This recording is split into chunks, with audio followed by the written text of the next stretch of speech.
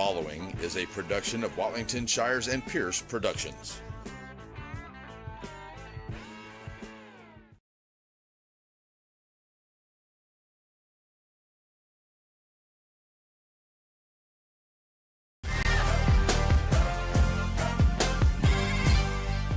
Welcome, tennis fans. It's round 3. Texas Glacier Ice and Water brings you the regional quarterfinals.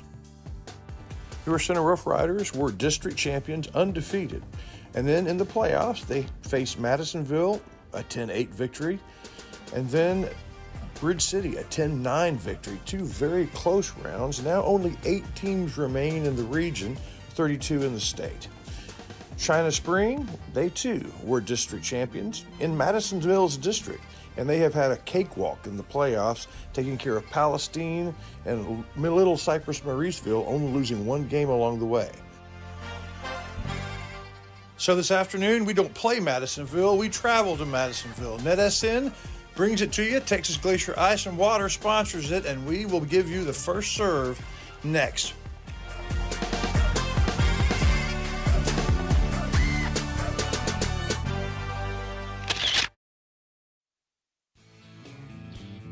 Wright Chrysler Dodge Jeep Ram in Center has the new and used vehicles that you're looking for. If your vehicle needs service, stop by WrightChryslerDodgeJeep.com and get your service appointment, and also shop online. So you can come on down and let the guys make a great deal for you. And our knowledgeable staff will not let you leave without knowing everything about your new or used vehicle. Wright Chrysler Dodge Jeep Ram supports all the students of the Piney Woods.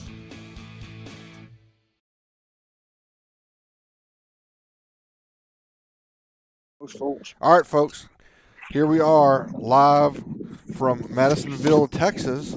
Our by-district victim. Well, now we return to the scene of the crime, and Chris Wallington is down on the field. This is the Counselor Stephen Shires in the blimp, high above Buckyville. I can see the beaver, even from 4,000 feet up in the air. It's a amazing enterprise, isn't it? Yes, it is. The convenience store that changed America.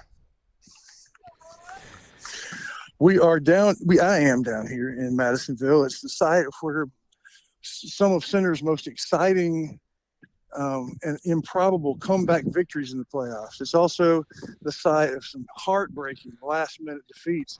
Madisonville's tennis is just a place where lots of memories are. And some of them, many of them, against China Spring, and a very good tennis program, senior laden. It's what we learned from Coach in our GBA financial coach talk, and therefore favored to win because they have the experience.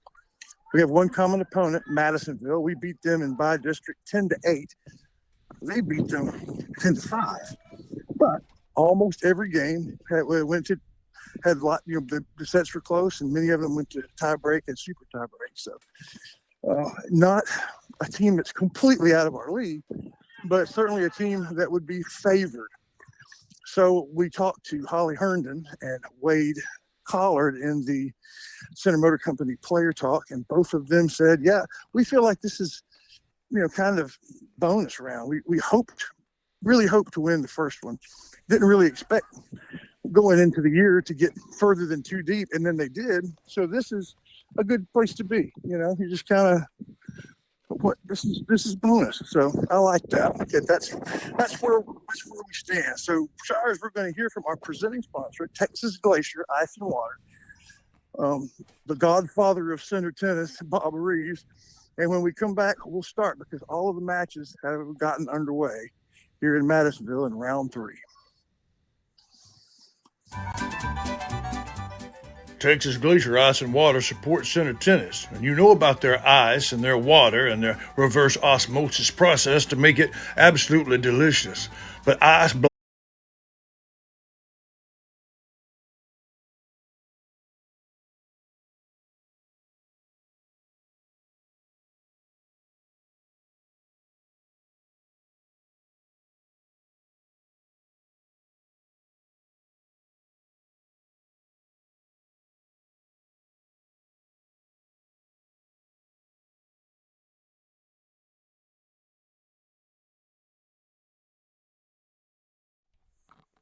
All right, folks, welcome back. I'm going to turn it over to Chris Wallington. Let me give you a scoring update on the ones that I can see. We are the visitors today. So in our line 3 girls, Daring and Wolf, they lead 4-1 in theirs. Looking good. I mean, really playing some good tennis. Well, we were up 2-1. Now we're down 3-2 in mixed doubles. 3-2 as Galindo and Lawrence really been a factor in both of these matches, and they're a game behind. In the boys line, I guess this is for the guys 3, Hughes and Kugler. They are trailing 4-1, which we kind of figured. Bonner and Carlin are their opponents. And as I move over to boys line 2, that's Gaddy and Ryder Moody, the sophomore and freshman pair. They are down love 5. Gaddy Moody's down love 5? Yes, sir. Oh, wow. In the first set, yeah. And in the line 1 doubles, it's hard to tell, but it looks like China Springs already up a set. I think that's what the scoreboard says. So I'm going to go with that. So center down 0-1 in sets in the first line. So, but we don't know the count. Don't know the count. But judging from where the tennis balls are on the scoreboard, that's what it looks like. Now, going by the girls. In line 1, the looks like if the scoreboard is accurate, what does that look like to you here on this scoreboard? This one in front of us. Huh? Court 65. The one right in front of us. Looks like 5-0. Us? No. Them. Oh, I see the scoreboard's over there. So in line 1 doubles, it looks like China Spring is taking us to town. They are about to change the scoreboard, or they should. And my guess is we just lost in straight games the first set. So I haven't changed the scoreboard officially, but right now it's still officially China Spring 5, Center 0 in the first set. Court 2. So that's not good at all. And then over here on the middle court, where our 2 girls, Bennett and Landon, it looks like they are down 1-4. So right now, nothing is going particularly Center's way except for line 3 doubles, where the girls have a commanding lead, and mixed doubles, where the game's very close. So we've got to get those 2, and then hoping that somebody can come from behind in the next set. All right, y'all. That's the scoring update. We're going to settle down and call one of these games. While we're at break, Shires and I will decide which one we think we ought to call. But we'll hear from some of our sponsors that make this possible, and we'll be back with some play-by-play tennis here in Madisonville.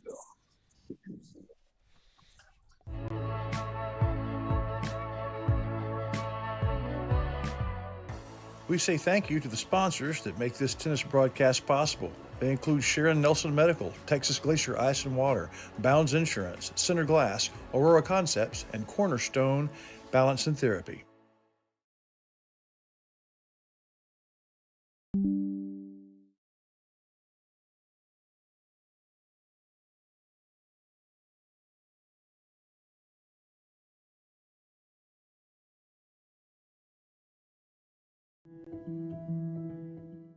So what do you get with Sabine State Bank? Well, Steve Waters and his staff, they know you. They know you by name, and they celebrate the successes when they finance your dreams. But Sabine State Bank is also a fully modern bank with 24-hour online access to your accounts and services ranging from teller services to some of banking's more complicated things. Looking for a place to grow? It's Sabine State Bank. All right, but welcome back, folks. I think we got our internet stuff over Madisonville straightened out. We should be good to go from here on out. I hope so. We are posted up here at the mixed doubles game. It's deuce. The scoreboard shows that we are down 2-3. Galindo with a killer serve and a killer pass, and just did great on that point. Big serve, and they must not be playing ads because they won on the deuce point. So it looks like that here at mixed doubles, center has evened it up 3-all. Right directly behind me is the girls' game that center is currently leading 5-2 in the first set. So center fans are hoping that we can finish these out. Just had a beautiful point. Hope Naring crashes a lob that didn't go far enough. She's up at the net and just put it home. So they are,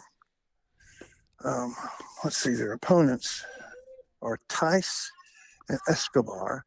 I believe it is Escobar who is serving now to Hope Naring. It's a bit deep. And if they win this game, they win the first set.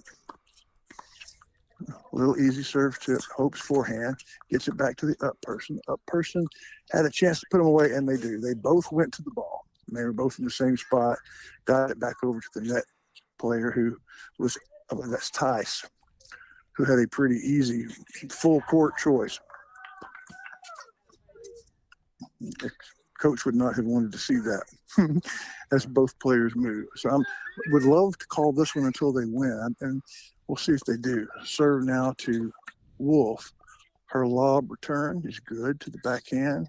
Good return back to Wolf. Another lob. They're lobbing back and forth to the back people. Hope has a chance to put it away, gets her racket on it, but it's a foul tip. Tice has the whole court to look at, and she wisely decides to just chip it down close to the net, drop shot, where no one was. Hope's racket got to it, but it was a foul ball and barely got over the net. And Tice had one of those dream shots. 30-15 is what I heard it called. Center has 1 point. The serve to Naring is good. Her backhand finds the alley. Perfect shot. Perfect shot from Naring. Got it past Tice and hitting the corner, and there's no argument. Perfect, what you want to see. So, well, they are on the, this is on the ad court, so it should be 30-30 here. We're looking at the one girls doubles game that we are clearly leading in. Good shot by Wolf, who goes in, returns it. Tice gets her racket on it, hits a little baby shot, but as happens so often, Wolf rushes the net, has a shot to put it away, and puts it in the net. Didn't get to it really in time, and they are going to drop that game. And it is now Wolf serving for the set at 5-3. I'm turning my back on that one. What's the score, man? It is deuce here in the mixed. I got that from the player himself, Galindo. 3-3 is the score here in mixed. It's deuce. They're serving to the girl in the mixed, Lawrence. She'll take the serve. At deuce. Tied at 3 in the mixed doubles first set. First serve hits the net. Behind me, the girls are up 15 low. There's the second serve. Good return from Lawrence. And the return back is in the net. We'll see. Are they going to serve again, or is that the game? That's the game. No deuces, at least in the doubles, at least in the mix. So center wins both on this changeover. And let me make sure as they mark that it is 4-3. Center leads. And Wolf, meanwhile, serving for the game. Not sure the score, but she has a good serve that is returned long by Escobedo. So I know that they have at least 30 points. I'm guessing it is 30-15. We'll see if she calls it. It is 30-15. Her first serve is good. Tice hits into the net, 40-15. They have 2 set points. After this, especially if they win, I will take a cruise about and update some scores. Are you getting any from folks texting you, Mr. Shire? I don't know. Let's see here. I'm trying to get our scoreboard updated completely. Okay. So, Well, on court, I guess this is number 1, 2, 3. The ladies win as Wolf serves a beauty, and it's hit back in the net. So they're going to win the first set 6-3. That's Narian Wolf over Tyson Escobar. So here comes the cruise.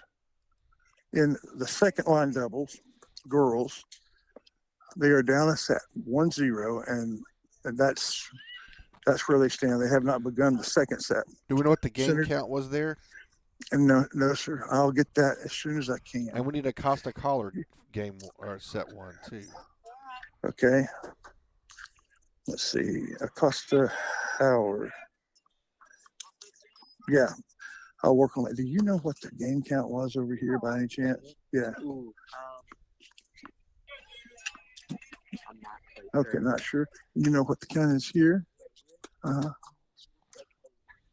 Okay. It's 02. Yeah. Okay.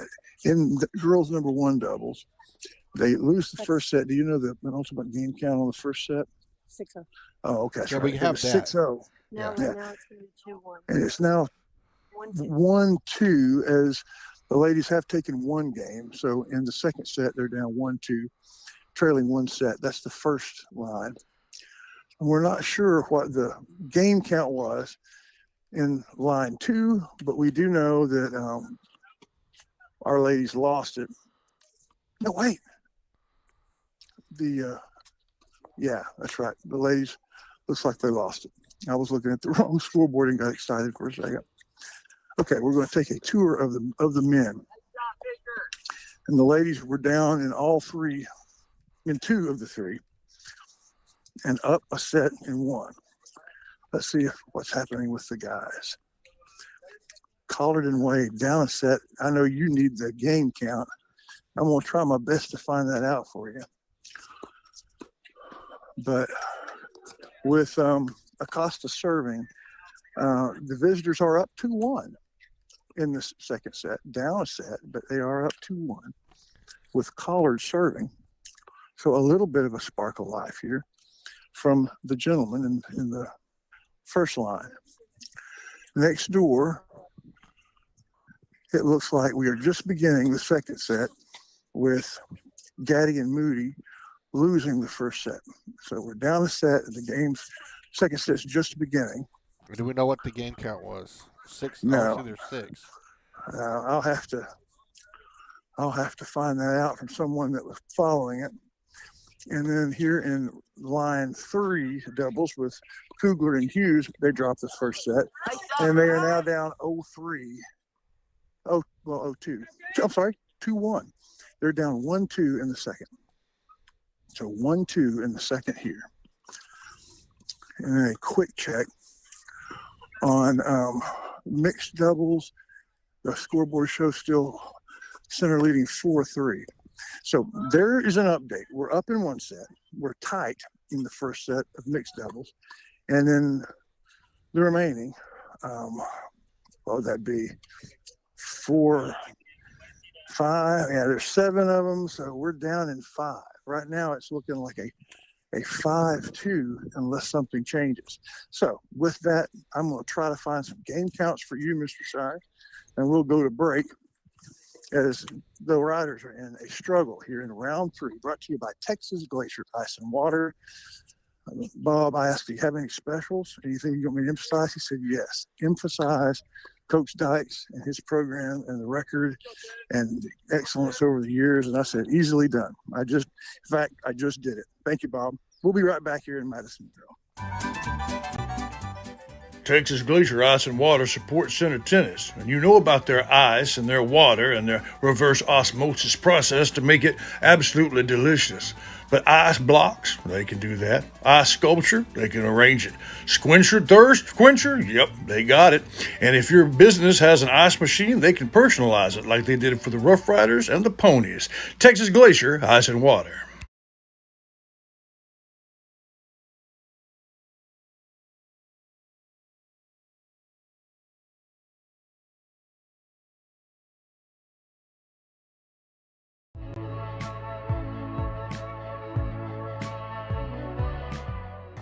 We say thank you to the sponsors that make this tennis broadcast possible. They include Sharon Nelson Medical, Texas Glacier Ice and Water, Bounds Insurance, Center Glass, Aurora Concepts, and Cornerstone Balance and Therapy.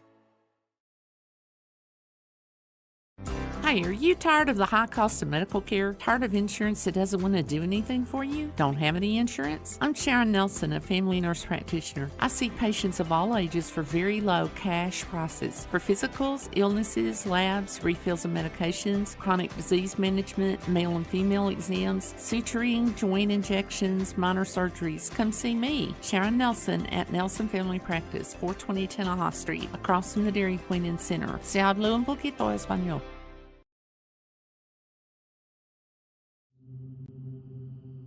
Cornerstone Balance and Therapy is the local place where you go to recover after surgery or after an accident.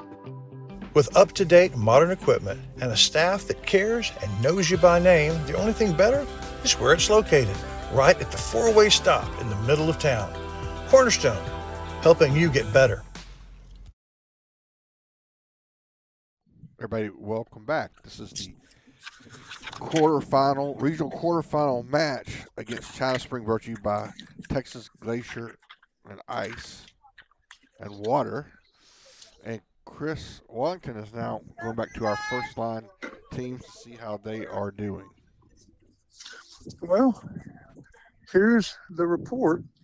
The boys are our first line boys are in a match now. They lost the first set going away, but in the second set they trail, but it's 2-3, and they just got their serve broken, so they're down a break.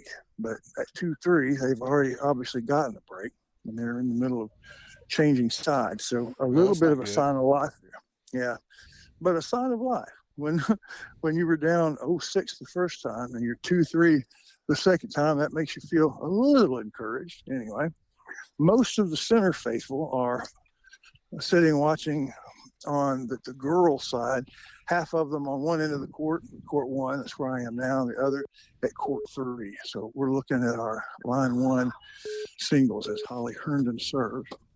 They're down officially 2-1 in this, and I'm sure the score has changed.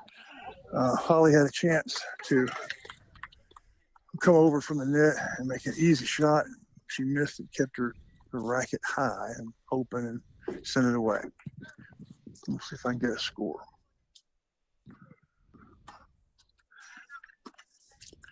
I think she said low 40. That would be bad news. A Skull serves. This girl serves to the Aiden Hager is a girl, and she is here on this court. They just won the set, broke center. They're switching sides, and we're watching as it goes to 4-1. That can't be right. Aiden Hager is a boy. That's correct. That's correct. It's Brooks and Jenkins. I got my eyes on the wrong one. Yeah, Brooks and Jenkins now up 4-1 in the second. So that one looks like it may not go center's way. Wait, which one? In the first line doubles, it is 4-1 China Spring in the second. Yeah, that's not good. Not at all. So I'm watching the service game now as the number 1 line guys, Oakley and Hager. This is Oakley serving to Acosta, makes him stretch for the good rebound on his backhand. Another backhand, hits it back to the server, and then takes it down the alley. Wade never saw it coming. These guys are good. I mean, literally, Wade just was flat-footed when it went by. He didn't see it coming. A good doubles team here from China Spring. Most likely, both seniors. Are they both seniors? Neither of them are? Hager's a junior. Okay. those two are seniors. He's a senior. We have a lot of seniors. Yeah. Hager is a junior. The one serving now is Oakley. He's a senior. And his hot serve, thank you. I'm getting lots of information from very helpful China Spring folks. So big serve now to Acosta. If they hold serve, they're going to go up China Spring 4-2 in the second. Big return from Acosta. Now both players are China Spring at the net. A little bit too much. As they were both at the net. Center was both at the baseline, and they were unable to handle the pacing. It's now 4-2. I'm staying here for one more game. And Acosta is going to serve. If Acosta wins this serve, we'll still be down a break, but we'll only be one game behind in the second set. If this game goes, what's the Costa Collard score? It's 4-2 China Spring in the second. Acosta is serving. His first serve goes into the net. I need this game to keep it close. Serve goes in. Good return from China Spring. Good backhand return from Acosta, but a nice little slicing backhand drop shot from Oakley. And Acosta can't get to it, so they win the first point. Love 15. Acosta to serve now to Hager. Aiden Hager. The serve is good to the forehand. Good return, though, and a kill. But I don't think that went China Springs' way. I don't think. It was a kill shot. I think it hit on the other side of the net. 15-0? Yeah, 15-0. Yeah, you do a lot of this viewing through wind nets, so it's hard to see a lot of detail. But it's 15-0 here in this critical game for the one-line doubles. And a good serve from Acosta that makes Oakley move. He wanted to hit a forehand, so he got himself out of position and then hit it long. So it's 30-15. Acosta serving to Hager in the ad court, up a point.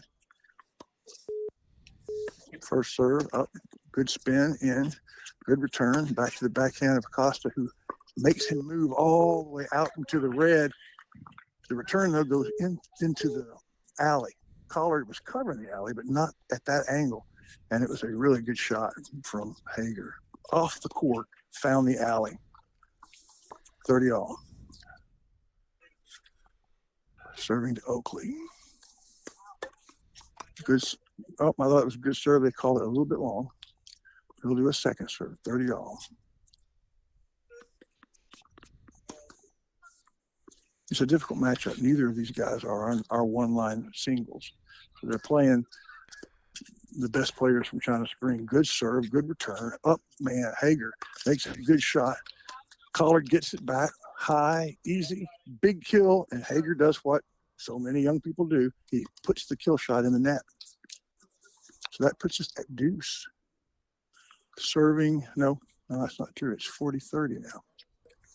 This is a game point for center to try and keep it competitive. Good serve, forehand return. Collard gets a shot at the net with his backhand. Doesn't get there quickly enough, and it goes deep. It's deuce. They get to decide who's going to take it since there is no ad. And Oakley says, I want it. So serving to the deuce court. Well, this is huge right here. Win the point, and it's 4-3 in the second. Lose the point, it's 2-5. Big, good serve. Big backhand. Forehand return is no good and wide. So center is going to take that game. And good for Collard and Acosta. They have kind of stabilized the ship in the second set. They trail 4-3. They're down a break, but they're in this one, hoping maybe to break back. We'll take a quick break. We'll be back to kind of update you with some scores, and we'll stay here with this number one doubles. I do want to go over and check on mixed doubles, so that's where I'm heading, Mr. Shires. We'll be right back. Take us to break. All right. For most Center Rough Rider fans, Center Texas is home. You think of home, it brings thoughts of places that have been there your whole life.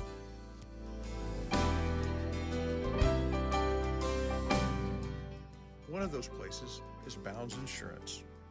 Bounds is here in the present, yesterday, and will be tomorrow. Bounds Insurance for a lifetime.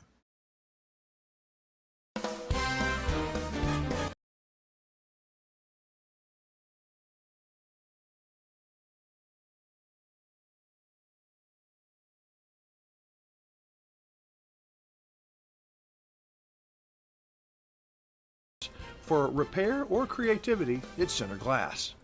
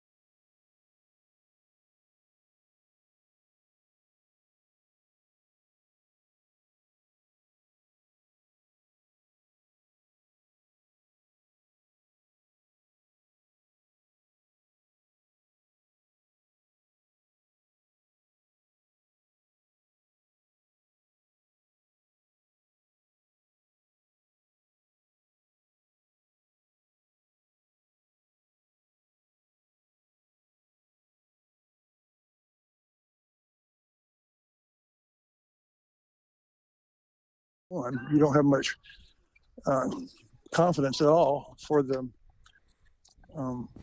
singles, but if you're able to kind of play them to a match, then you feel a little bit better about the chances in singles. Collard 15, good serve, wide to the forehand, great return, and Hager had a chance to put it away, but had the wrong angle, and so Collard went and dug the return. He had to go almost to the fence, returned it to the up man who had the wrong angle, hit it wide left. Had the whole hit it wide left. So good, 30-15 here in Madisonville for our number one doubles team in the men's.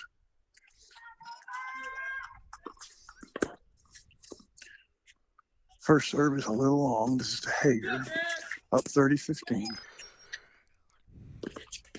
Oh, second set hits the net, crawls along it. Does it go over? I couldn't really tell because of this wind screen, but it does. So he gets yet another serve to Hager, 30-15. Trying to stay alive in line one. Good serve to the forehand. Hager gets it back, but he gets it back long. So it's double game point for Center to try and stay in the game. Down 5-3 in the second. If they lose the set, they lose. It's over. By the way, the girls doubles are finished, and they dropped the first match, I think, of the tournament. So Madisonville has one on the board. What about 6-0, 6-0-6-2. Yeah. What about our ladies lose? What about our second line ladies? Can't see the score from there, but I was watching. Collard and Acosta did win. So it is 5-4 in the second. They're putting up a mighty defense. They will be receiving serve. We'll have to break serve to stay in it. Okay, now I can go over and check what's going on in the rest of the tournament. Our second line girls lost big in the first set, but in the second, according to the official score, they are down 2-1 and are currently serving. So down a set and down 2-1 in the second set with our line 2 doubles. That is Bennett and Landon. Well, meanwhile, the line 3 men have dropped 2 in a row. So they're serving to stay in the game. Down 5-2 and down in this service game. China Spring serving in line 2 doubles. Center is leading 2-1 officially. So they are within one game of China Spring right now at 1-2. And playing, I've seen some points, pretty good points. This is Bennett Landon? Yes, Bennett Landon. Yes. And the men's line 2, good too. Gaddy and Moody played some really good points. When I glance up, they just lost a game, so they're fixing to trade sides, and I'll be able to tell you what the score is in line 2 if they traded games, and they did.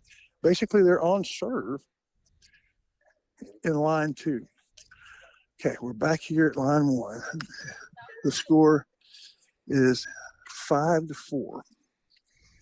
Have to break a really good server, Oakley, to stay in the match. Good serve to Acosta, backhand in the net. Not sure what the score is, but it's a must win. They gotta win this one. Serving to Collard. Lost the first set, Love, but have come back and charged in the second. 6-4, big serve goes in the net. That was probably been a service winner, but hits the net. Here goes the second serve. To Collard. Hits it, double faults it. So good playing, Collard. Easy point. I'm too far away to hear the score, but this is a break point center boys need to have. It looks like we're going to drop the game in line 3, boys. We've dropped a game in line 1, girls. Good serve, but Acosta called it long, and that's probably was, but he wouldn't have got it back. Here's the second serve to Acosta. Man, he double faults again.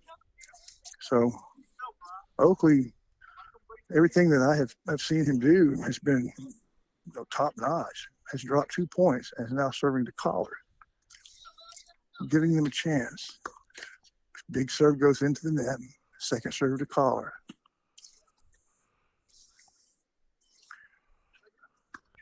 Gets it over. Collard's backhand to Oakley's forehand. Collard with a backhand, good one to Oakley's backhand. He comes up now.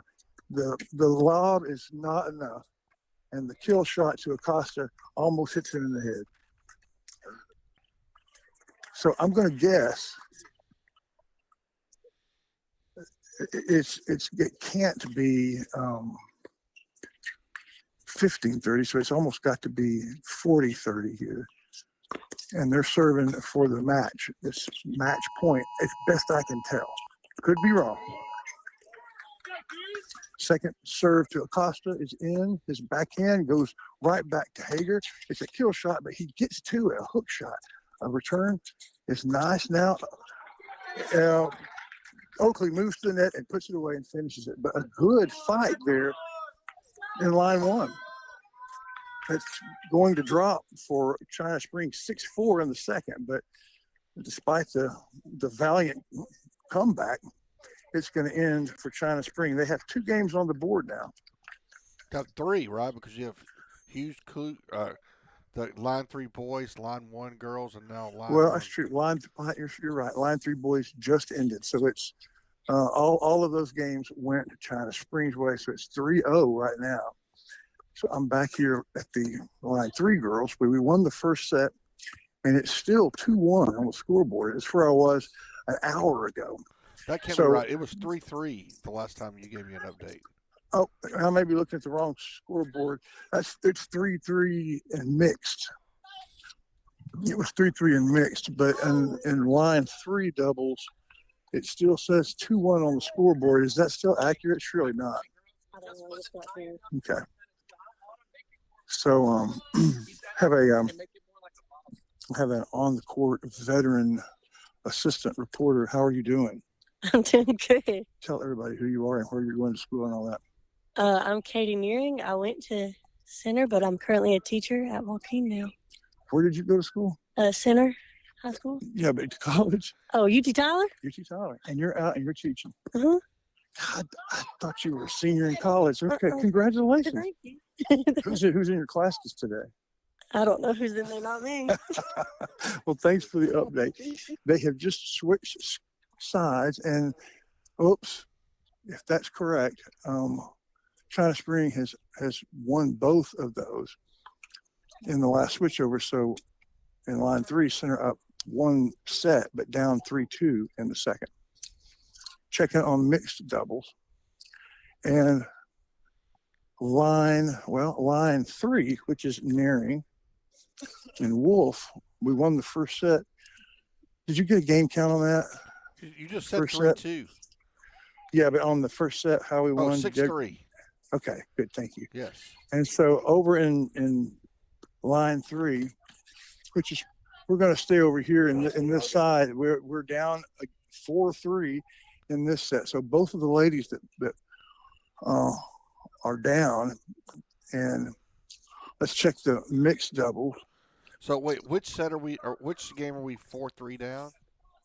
We are down 4-3 in line 3 with Nearing and Wolf.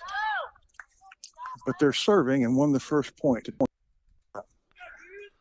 So that is still a point we're likely to get. Not definite, but likely. Over in mixed, what I told you about the score being 3-3 in mixed, I don't know why I made that up. The Riders are up 3-0 in the second set. And in the middle of a good-looking point that China Spring won, but leading there. So looking pretty good that we're going to get 1 from doubles, like 90%. And then another one, 65%. And then the girls' second line, down a set, down 3-2, but serving. This one is huge, obviously. As Alicia Landon and her partner, Bennett,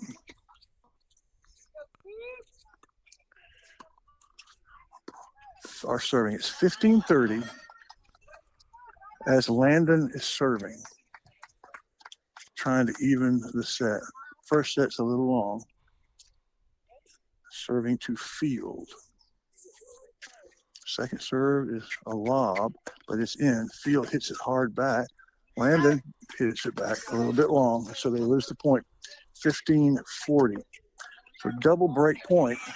And boy, this is huge. You know, if China Spring manages to get up in this one 5 or 4-2 with the serve, that puts a lot of pressure. So here we go. Landon serving down 15-40.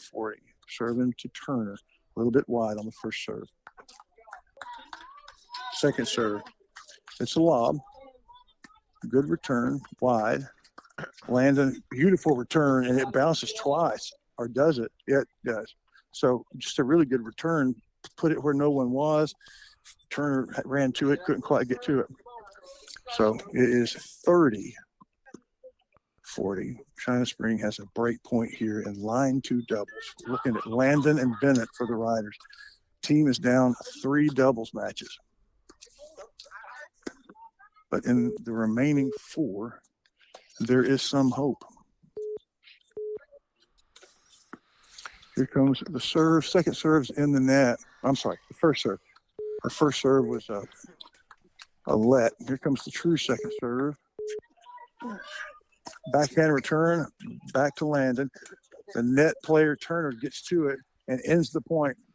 So here in line 2, it is 4-2 China Spring. Already up a set. Oh, wait. They're getting it back to Landon. She called the score a while ago. I guess I heard someone else. She's still serving.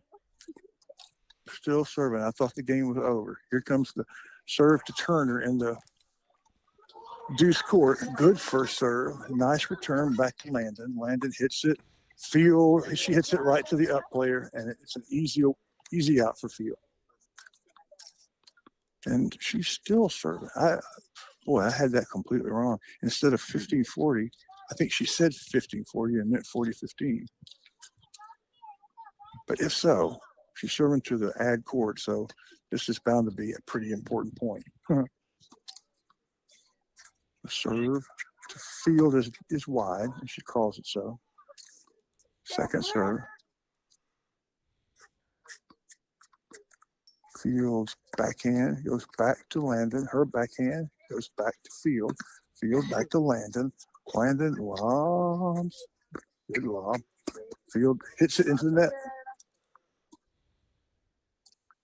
She chose to hit it hard and low off a lob that was hitting outside the baseline. So a difficult shot.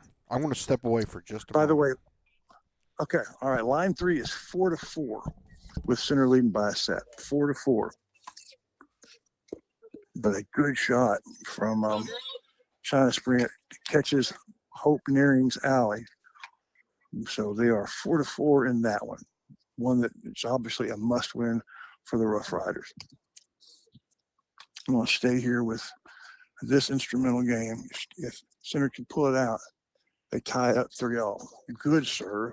Field goes and gets it, hits it back to Landon, who hits the net, goes over, and Fields is thrown off by the net bounce, and it's long. So that's just almost got to be the game for center, and it is. So 3-3 in the second set, although we're behind in the first, 3-3 in the second. In mixed, scoreboard still says 3-love. I can't imagine that being true. Galindo serving. Still, it's officially 3-0 in the second set in mixed doubles. Center won the first one. Big serve. Good return to the alley. Lawrence lets it bounce. Good shot. Upman lets it bounce. Now they're trading up at the net, and Galindo puts it away. So he wins that instrumental point. If he gets close to me, I can say, what's the game score? And he'll tell me. So here we go. What's your game score? It's deuce here. Don't know what the game count is. It says 3-0. That can't still be accurate, but here we go. Serving deuce. Serving to the guy in mixed doubles, whose name is Manus. Big serve to the backhand. The return is long, and that's going to be that game. And we'll see what the score looks like as they are changing sides. Center definitely needing a point on the scoreboard and getting close to it as they go 4-1 at the break. 4-1 in the second, leading a set. Lady Riders just took a point in Hope Nearing's service game. Home is up 5-4. So Nearing on serve, serving to try and keep the set from going to tiebreaker. Obviously one the center's got to have. Her serve hits the net, I believe bounces in, so she'll get to do that again. score we don't have much of an update on is Gaddy, Moody, and Frey Klipus, line 2 boys. No, we don't. We don't. I'll head over there. Good serve by Nearing. When it comes back to her forehand, she puts it by the net player. She scores that point. So that's 2 in a row points I have seen. Do you know the game count here, Big E? No. Big E, like me, trying to follow 2 games at once, hard to keep up with the details. But down 5-4. This is a game center has to have. Good serve from Nearing. Acosta gets it back to Wolf. Wolf with a really nice net shot, drop shot. Let's see, Tice gets to it. All she can do is hit it up and hits it too far. So I've seen them win 3 in a row. The Lady Riders have 40, and I don't guess the others have a point. So big game, big serve into the net, second serve from there, trying to even this one at 5, second set. And she hits both of them in the net, gives a point away. Still 2 game points for Nearing and Wolf, leading by a set.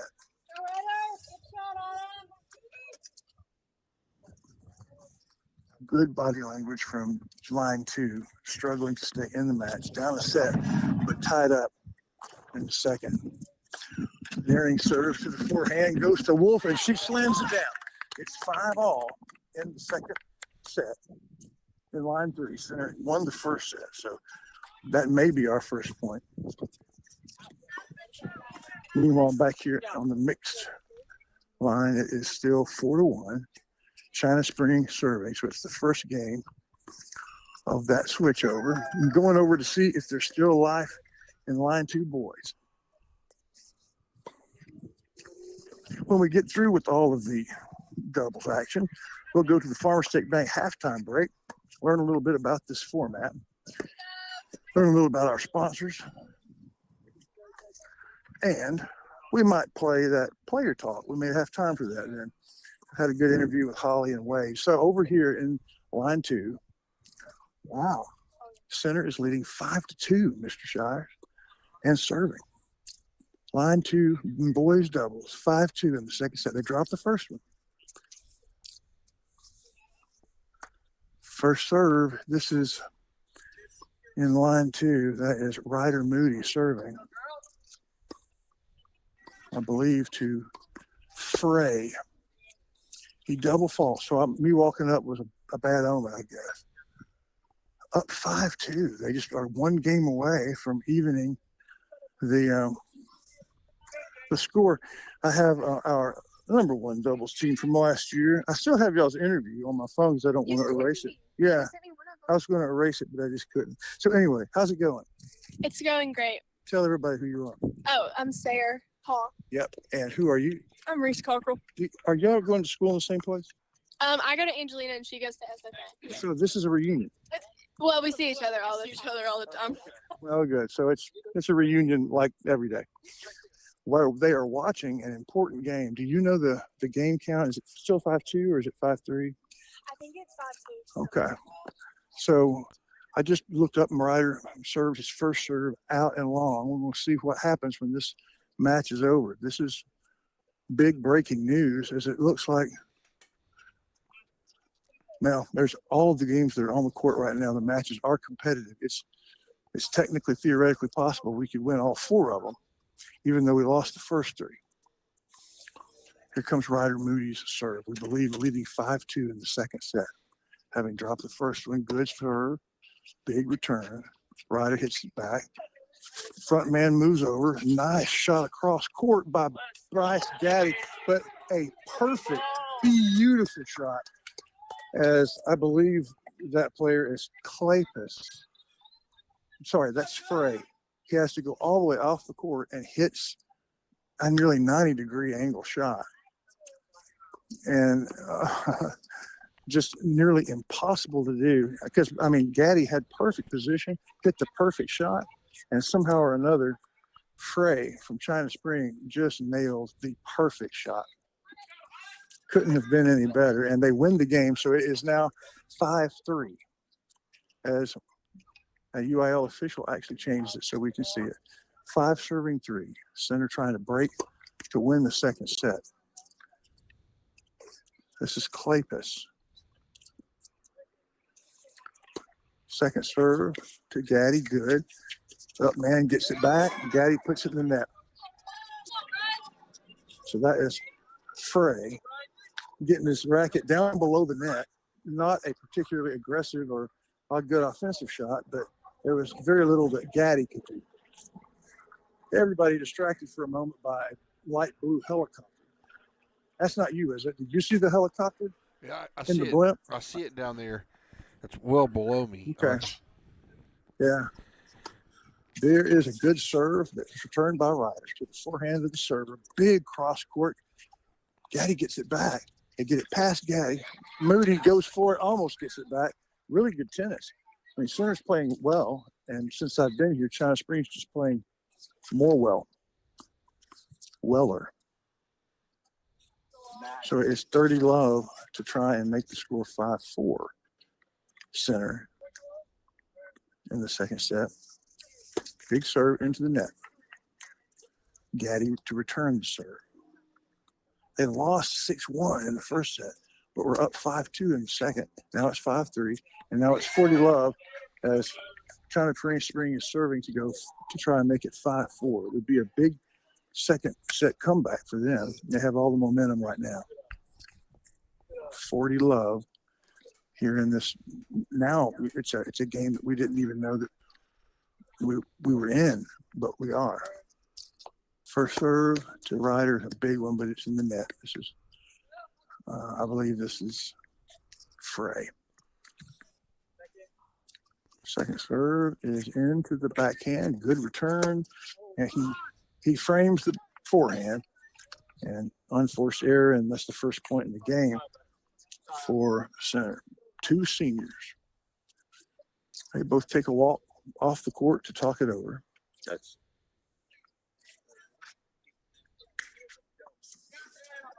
And the thing about team tennis is while you're focusing on one game, there's major drama happening behind you. Hard to prioritize on what's most important. But this game, this match is a surprise indeed. Big serve, China Spring up 40-15. But as Gaddy gets the serve back to the forehand, the big passing forehand goes into the net. He wanted to get by Ryder Moody, but didn't get over the net. So it's now 40-30. Center to hoping to score a deuce. And if they do, they will win a set point. They will be facing set point. Got to get this one, though. Big serve to Ryder Moody, the freshman. Good return to the senior. Back to the forehand of Moody. Up man takes charge, takes the shot. Good shot by Gaddy, defensive shot. Backhand lob to Center. A backhand kill shot to China Spring. They get it back. Up man gets it back again. Ryder Moody puts it in the net. And a really good long point, but they win it. And so now Center's still up, serving for the set. But instead of 5-2, as they switch places, it's 5-4. China Spring coming back. Okay, Mr. Shires. In line 2, the official score is China Spring in the second set up 4-3. Center is serving, and it's Bennett. Her second serve went deep. And I don't know that anybody's watching this game that can give me a scoring update and see if indeed they're still down 3-4, but they lost that game. So if the scoreboard is right, China Spring is serving for the match here in line 2 doubles with Bennett and Landon. A quick look over here at mixed doubles, still going on, excuse me. And Center is up 5-2 at the last switch. And boy, over here in line 3 doubles, it's a tie game. The second set is 6-all. So they're going to tiebreaker here in line 3. Probably need to stay close to here because the boys doubles is so instrumental. It's too far away for me to possibly see both. Separate courts, but they haven't begun yet over here in the doubles line. Mixed doubles is over, and we've gotten our first point. It's mixed doubles scores our first one. It's now 3-1. China Spring with the win. In the tiebreaker, there's still, there's a lot of moving around and talking and planning and making sure everybody knows the rules. So they haven't started play yet, and I don't think they will for a little while. Did we get a score on Galindo Lawrence? Was it 6? It looked like it was 6-2. 6-4, 6-2 was their final, and they get the first points, which is pretty huge. Okay, heading back over here to line 2 doubles, where Bryce Gaddy and Ryder Moody just blown out in the first set, but have come back big in the second to lead 5-2. Dropped the next 2 games, but are serving for the win for the set at 5-4. Serving for the set to go to tiebreaker, making that game one that we really weren't counting on a possibility. Behind me, the line 2 China Spring serving for the match, up 5-3 in the second set. Gaddy's serve to the forehand is good. His return to the up man takes it. Ryder is at the service line and has to take the ball off the bounce. All he could do was kind of chunk it back. Not able to do it. A big point in the line 2 game goes to China Spring as everyone wearing white and dark blue erupts into applause. So that's not a good sign. Love 15 here. Gaddy taking a little advice from a Dykes that is not Coach Dykes, as his son, a former player and a tutor of a lot of these guys, is watching this game with interest. 15-all, right? 15-all. Good to have you here, by the way. Proud to be here. All right, 15-all. If we can pull out 3 more points, 3 or 4, they'll even that set, and they'll start their tiebreaker. Here's the serve. Big serve, just a little wide. Good pacing. Just didn't quite make it. Second serve now, 30-all. Serving to Klipis. Another good serve that was just an inch too far to the left, and so he double faults to go to 15-30. More exciting applause from the middle court as some of the singles games are warming up.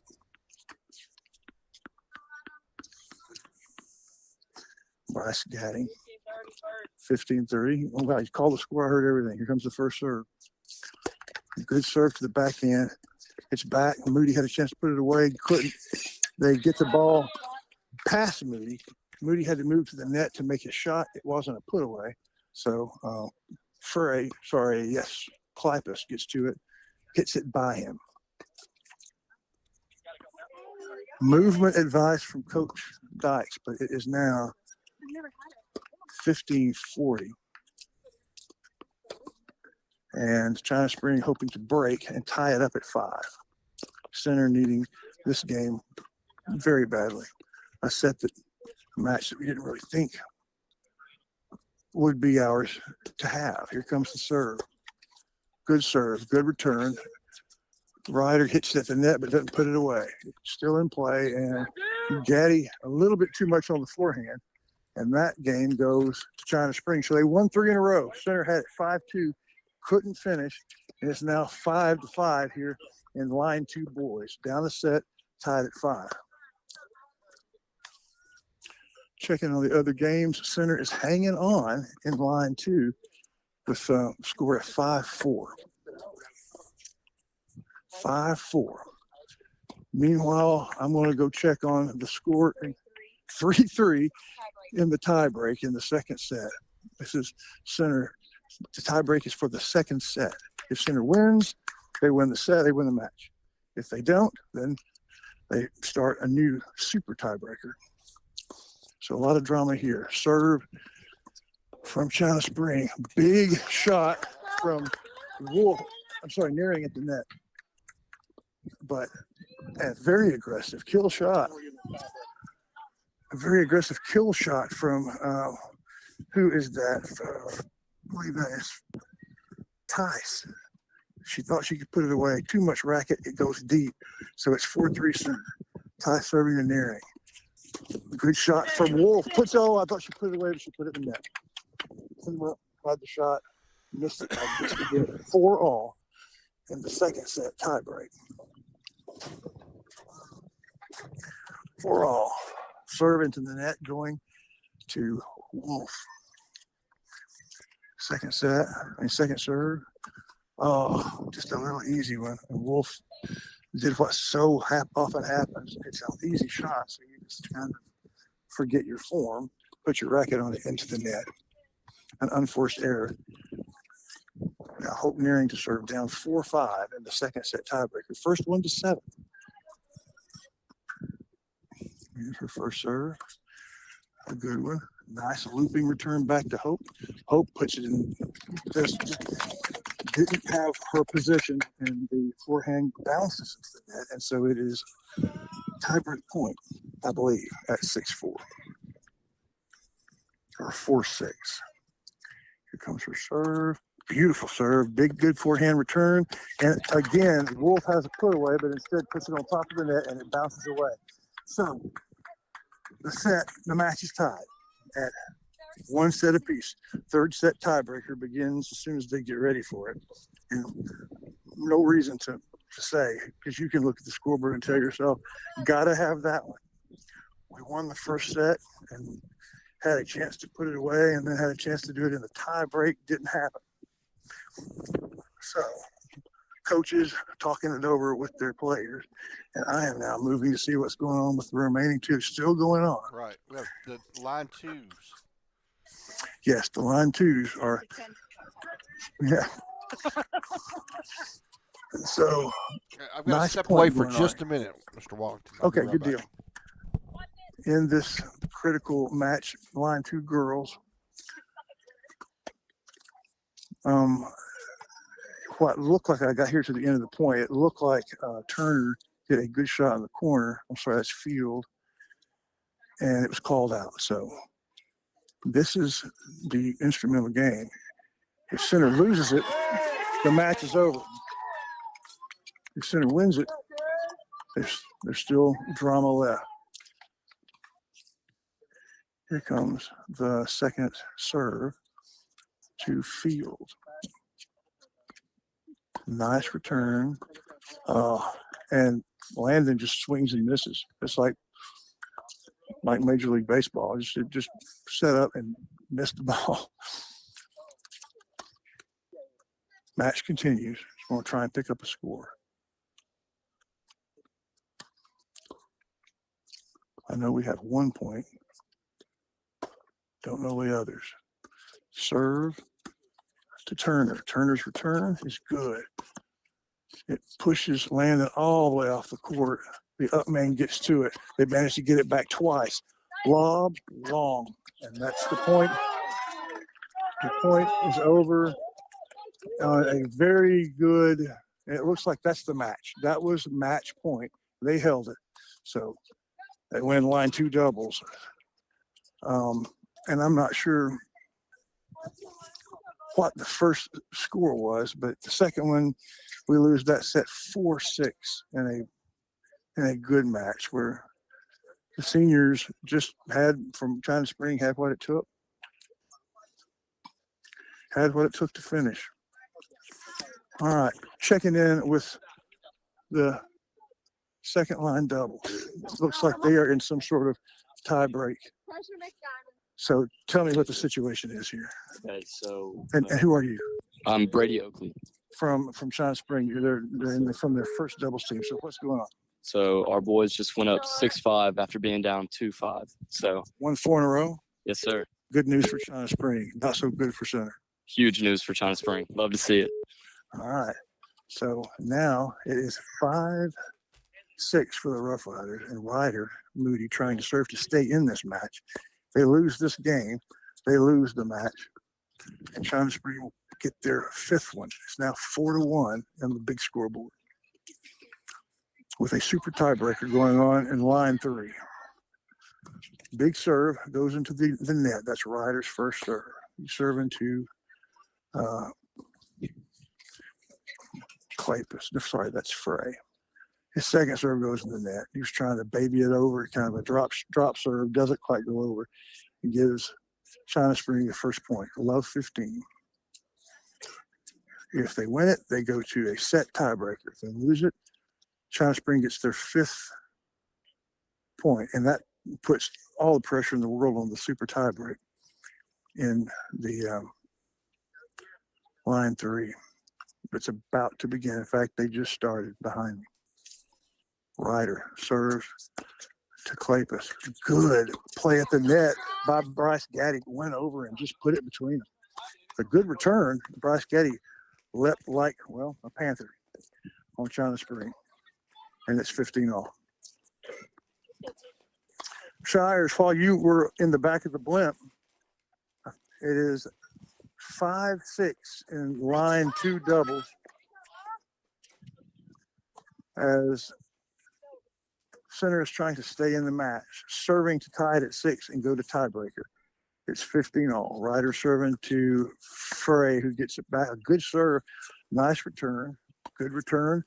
Over to Bryce at the net. He gets to it, and the defensive return is no good. So Bryce pushed Frey completely off the court. His backhand got to it, but hit it a little bit too long. It was still a good tennis shot from Clapus, just a little bit long. So good match, y'all. So it is now 30-15 in this game. Ryder Moody serving to Clapus, but Bryce Gaddy has been very good and very aggressive at the net. This is a freshman and a sophomore against 2 seniors. The big serve, spinning, good shot to the alley, but Ryder gets to it. And the backhand that Frey had to hit was low below the net, close to the net. It was just a perfect backhand return from Ryder Moody. And with a little bit of velocity on the shot, he hit it too far. So it's double game point. And what's at stake is they will tie the set and go to second set tiebreak. The advantages are still with China Spring. The center stays alive if they can win one of these next 2. All right, so I'm back. 15 serve. Oh, hello. But while you were gone, it's 6-5. China Spring is up in the line 2 doubles, but center is up 40-15. Second serve, and a perfect one to the backhand. Beautiful return, but Bugatti gets it back. A lob to Moody, cross court. Backhand return is going to be high. Is it going to be long? No, it's perfect. Good backhand return. They switch spots. Now, a good backhand. Ryder gets a kill. It goes high, and Frey goes up to hit it, and it hits it too far. They win the game. They stay in the set 6-all, so they tie. Set 6-all in the second set, and they'll go to second set tiebreak. A match that, of course, center's got to have, and if China Spring is able to put it away, then that's that. I'm going to go check with Big E, the girls. This is the super tiebreaker for the match. I'm watching a point, but I don't know what it is. Center wins that one, so I know we got 1 point on the board as I walk by it. I'm going to see if I can find an official score in this one. 5-4 us. 4-5. Center down 4-5. But Hope Nearing serving in the super tiebreak. Oh, I thought it was a good serve. They called it out. Second serve. She's going to be hitting it to Tice. Nice little baby drop shot. But China Spring gets to it. They put it back in play. Good play as Wolf hits it to the player in the back. That's Tice. And then Nearing steps up in the perfect position, feels the return, puts it away, and it's 5-all in the super tiebreak. That means they split sets. And this is for the match. First one to 10. Center down 4-1 on the big scoreboard, but there are two very winnable matches still going on. Obviously, need both of them. Second serve from Hope to the backhand forehand of Escobar. Hits it to Hope's forehand. Ty steps up, misses the shot. Hope gets it by her.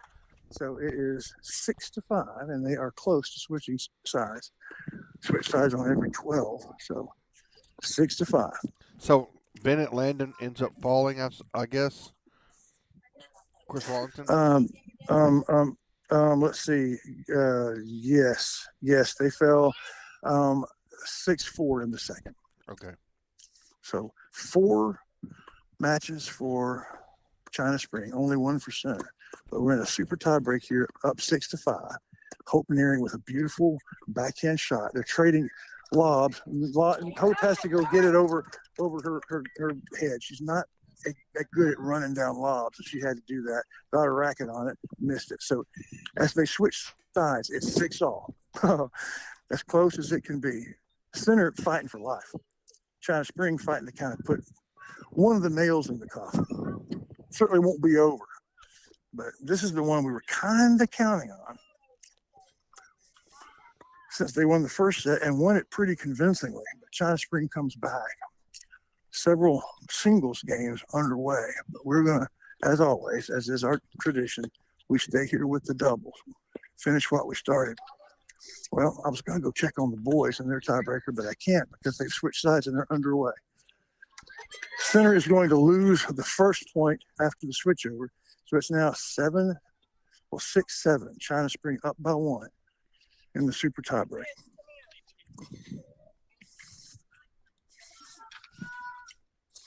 It's Wolf serving to Tice. Wolf was still talking, giving the score when she served, and it messed her up. Second serve is over. Back forehand back to her. Her forehand bounces away. Just didn't get set, didn't get a very good swing at that one. So she drops they dropped the first 2 points after the switch over. Wolf will serve again. Center trailing 6-8. China Spring 2 points away from, as a team, taking control of this tournament. Absolute hands around the throat control. Wolf serving to Escobar. Serve is good. Escobar's back forehand gets all the way to the baseline. Wolf, good lob backhand. Now a lob forehand back to Wolf. Nice lob. Tice gets to it, but hits it too far. So it is 7-8. Tice had that point to win or lose, and she just hit it a little too far to her left. And it will be, I believe, Tice's serve. Yeah. Both girls have same hair color. One of them considerably taller than the other. Escobar is the taller one. Tice, the more athletic one, as she's serving now to Hope Nearing.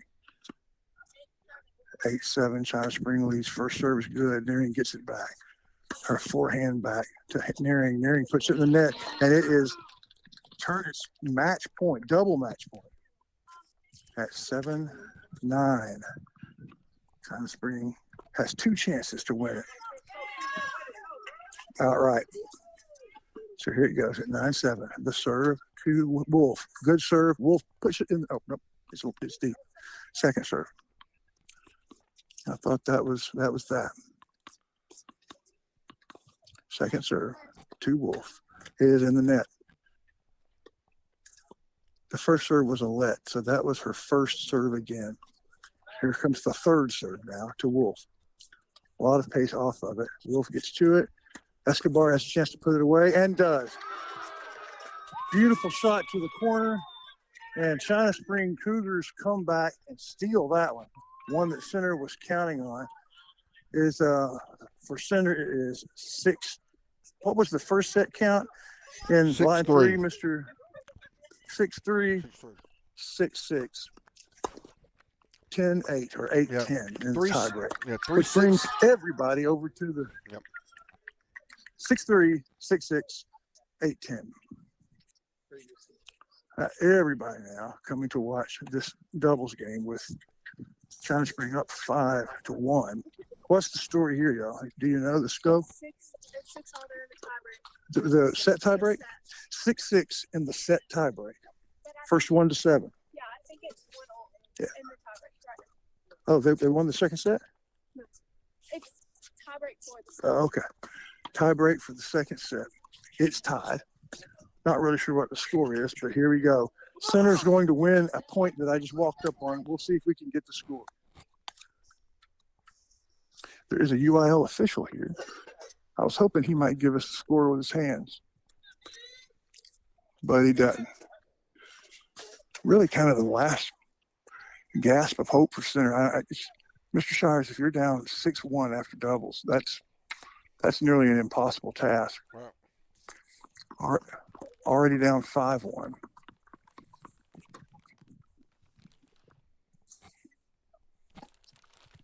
Here we go. Gaddy to serve. Good serve to the forehand. Oh my. Oh my. Ryder had the shot. He moved over to his forehand and kept his racket aimed upwards and knocked it too far. Had a shot. Try and get the score here. Well, you know the score of the tiebreak? 6-4, right? 6-4 China Spring. China Spring leading 6-4 in the set tiebreak. Okay, so it's now double match point for China Spring. Gaddy serving to Frey. Good. Oh, sounded good in the net. Second serve.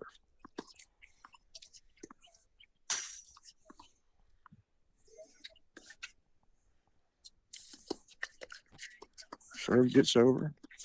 Good return. Nice return again. A lob to Center's up man. He hits a good one, but he doesn't put it away.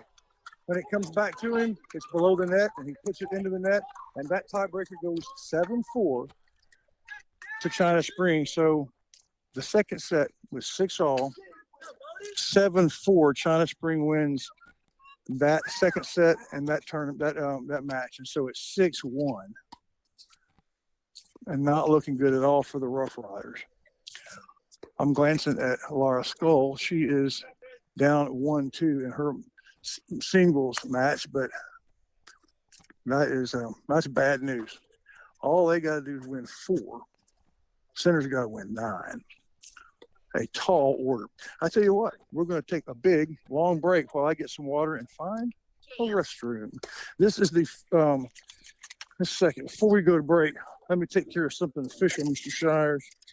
And let me say, we are halfway through round 3, brought to you by Texas Glacier Ice and Water.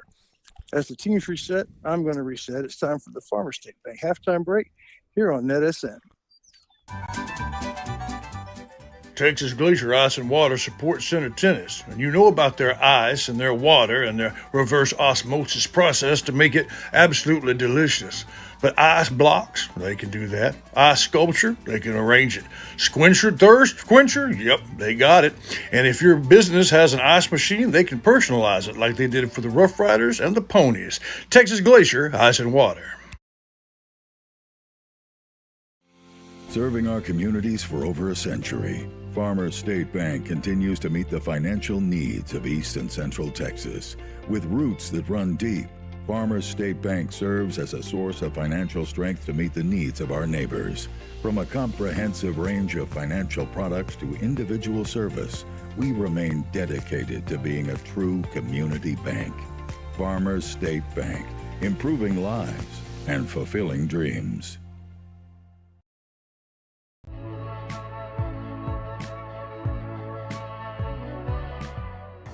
We say thank you to the sponsors that make this tennis broadcast possible. They include Sharon Nelson Medical, Texas Glacier Ice and Water, Bounds Insurance, Center Glass, Aurora Concepts, and Cornerstone Balance and Therapy.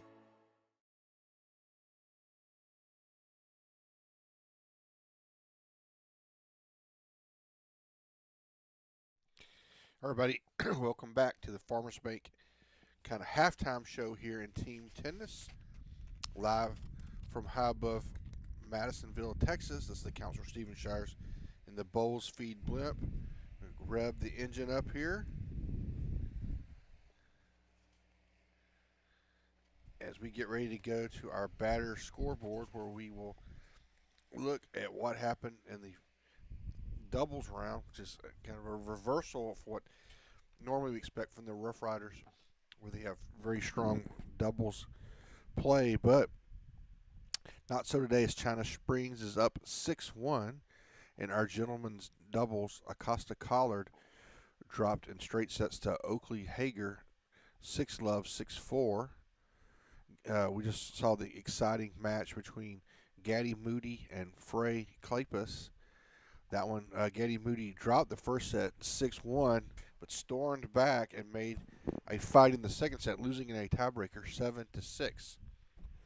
Then in our fellas third line, we have the Hughes and Kugler. They dropped straight sets to Bonner Carlin, 6-1, 6-2. In our ladies doubles, and a huge surprise, losing their first match. I don't know how many matches they lost this year, but it wouldn't be many. But certainly first in the playoffs. Hearn and Skull get beaten in straight sets, 6-love, 6-2 by Brooks Jenkins.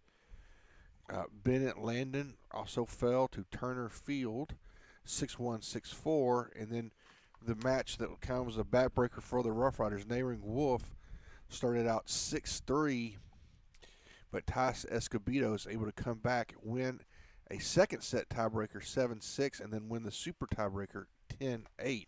So that would be 3-6, 7-6, 10-8. Finally, the one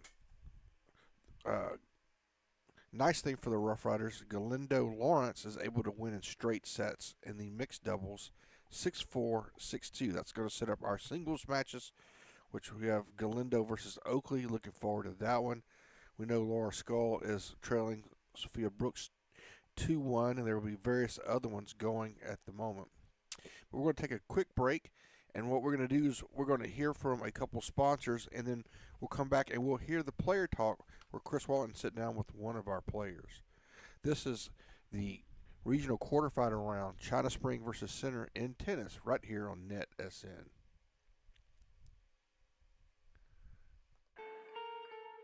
Covington Lumber and Building Supplies is in the capable hand of a third generation of Covingtons. For shingles for your roof, to carpet for your floors, to Farrell Calhoun paint for the walls, bathroom fixtures, and everything in between, Covington's has it, as well as all the lumber you can shake a stick at. Lumber for your home or for other fun projects. You find it all at Covington's.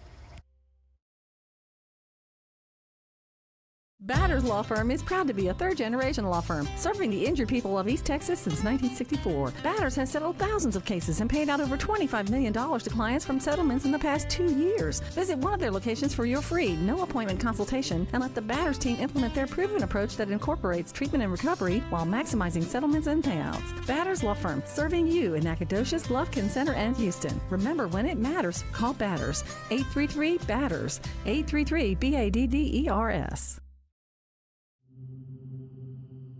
Cornerstone Balance and Therapy is the local place where you go to recover after surgery or after an accident.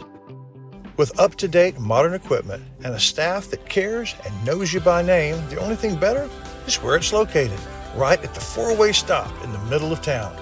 Cornerstone, helping you get better.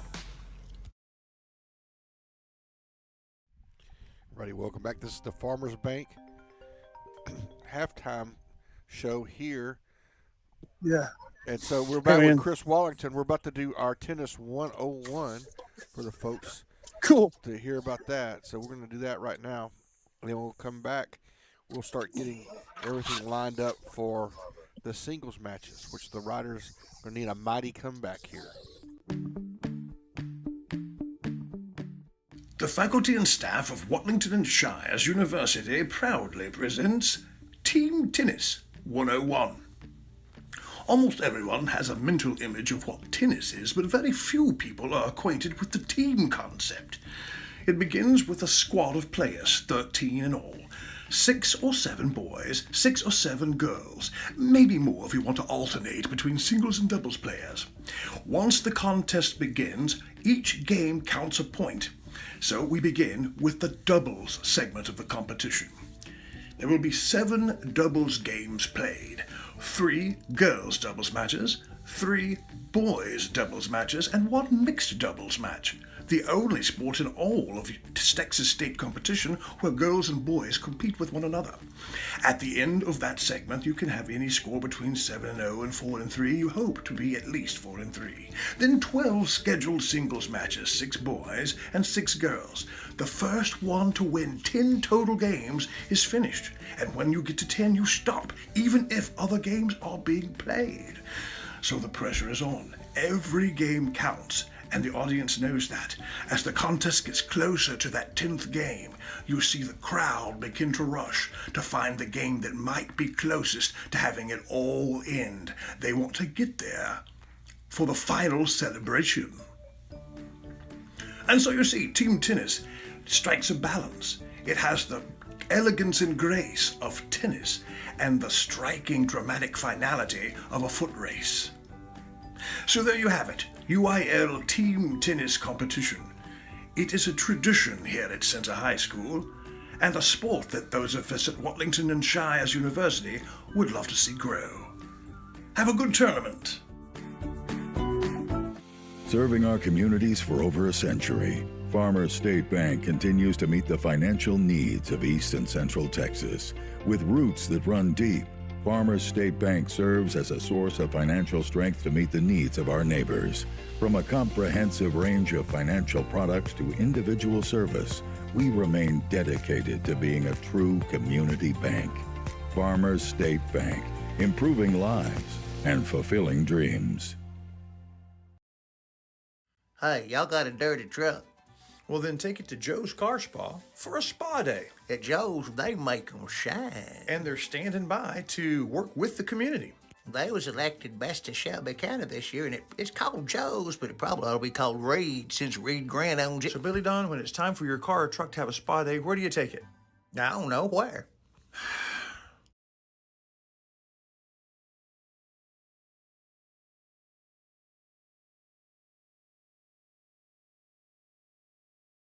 All right, everybody, welcome back. Chris Wallington is down trying to get scores as we get ready to start our coverage of these singles matches, which have now probably been underway for a few minutes. Chris Wallington, yeah, it has been. So thank you. All brought to you by Texas Glacier Ice and Water, which I could use a big dose of either the ice or the water. You can get it blocks. You forget that. They'll even arrange ice sculpture for you. And that squencher, thirst quencher, that would be good right now too. Yeah. My mouth is dry. In the singles, Laura Skull is down a set. I don't know what the set count is, but I bet I can get it from a China Spring person. They know stuff. Hey, what was the score of the first set here? Do you remember? 6-1. So 6-1 is, thank you, in the first set, and 1-0 in the second set for Laura. She's hit a out of control chainsaw. It's the same girl she was playing in doubles. Yeah. I'm not sure of the matchup, but it'd be one of the two that they played in doubles, and I saw very little of that match because, frankly, it was over before we got to it. Their number 1 and 2 girls are mighty fine. It looks like that Chris Acosta is just warming up on court 2, getting ready to start his singles. And then we have a young man who is playing. I'm not sure who he is. He's a freshman or a sophomore, and it's his first time on varsity.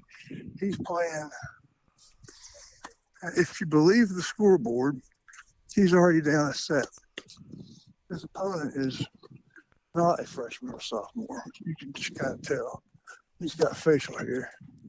So I need to get the name of that young man. And then the line 1 match is between Galindo and Oakley, the Linda and Oakley. And the scoreboard says that it is, well, the scoreboard says they both won a set. That can't be true. So the lower balls say 1-all. So I'm assuming that that one has just started and we're tied at 1. I'm going to try and get that clarification here. So this is just started, right? Yes. 1-all. Good. Okay. 1-all in line 1. Boys. And I'm not really sure what line it is on court 3 right next door. This line 1 boys. I'm fixing to ask. Okay. All right. So big time broadcast here. There's hundreds and hundreds and hundreds of people who are listening and watching. The player on the court next door to Logan, what's his name? Anthony. Anthony what? I have no idea. You don't know his last name? You ride on the bus with him. Wait. You don't have it on your. Oh, I don't have this. It's okay. Well, see, I don't feel so bad. They didn't know the name either, but his first name's Anthony. Anthony. And I believe he's down a set. And they are starting the second set, but I don't know if the scoreboard's right or not. But they are bringing it to me, and his name is Anthony Harold. Thank you, Yeah. Anthony Harold. And that is line 6, and that's scary because, yeah, that's right, And so, what's the score? Our line 6 is playing. I think he's down a set. That's what the scoreboard said at the beginning of the second set, and I mean. Their line 6 guy is playing some tennis. He's an upper, very mature sophomore, hitting huge strokes. It looks like this China Spring team may be stacked, Mr. Shires. We knew there were a lot of upperclassmen. 3 of their top 4 were seniors. But I think this line 6 guy is maybe about to graduate too. Checking again, and it is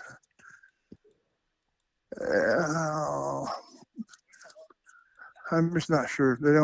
They only have 2 balls in the scoreboard, and so I don't know what that is. Frustration of doing this job. Hey, Mr. Gaddy. So we're on the air for hundreds and hundreds of people. Can you look at that scoreboard and tell me what the score is? Can you tell? The court 3 went right in front of us. Right over there where he's moving something. What, he just moved? Oh, okay. So I think what it is, Shire, is China Spring has a set and up 1-0 in the second. Is that what it looks like to you? Okay. Yeah, they finally added a ball, which made it make sense. But we don't we don't know the game score. Don't know the first game count now. Just he lost that one. Lost it pretty quick. So I'm guessing it was, 1 or 2 at best. We've given very little time and attention to Laura Skull, who is one of our warriors that has been instrumental in lots of wins, not just this year, but in years past. She is now in the second set, down 0-1. And they're changing sides, so I came at the wrong time. Chris Acosta, line 2, is that right, sir? Our line 2 player is Acosta for the boys. I think it is. They're still warming up on their court, which is court 2, right next to Laura. Laura Ann is on court 1, where she lost her first set 1-6 and is down 0-1 in the second. Looking for a game that is close. The line 1 game is certainly close, but some of these games with center down 6 after doubles, some of the games might end before some of these competitive games ever really get started. So a lot of the challenge here is to find one that works. Mr. Shires, while I find the right game Can we go to break and give some of our sponsors a little time for doing this for us? Yes. All right, we'll be back. Texas Glacier Ice and Water presenting round 3, the regional quarters from Madisonville. You know that Ace Hardware of East Texas is all the hardware you need, but there's a lot of other things they have too. Fun things for your camping trips. Fun things to wear when you go outside. For the 4th of July barbecue, to the house warming in the fall, to your Christmas shopping and clothes for all year long, it's Ace Hardware, the helpful place of East Texas. Texas Glacier Ice and Water supports center tennis, and you know about their ice and their water and their reverse osmosis process to make it absolutely delicious. But ice blocks, they can do that. Ice sculpture, they can arrange it. Squencher, thirst quencher, yep, they got it. And if your business has an ice machine, they can personalize it like they did it for the Rough Riders and the Ponies. Texas Glacier Ice and Water.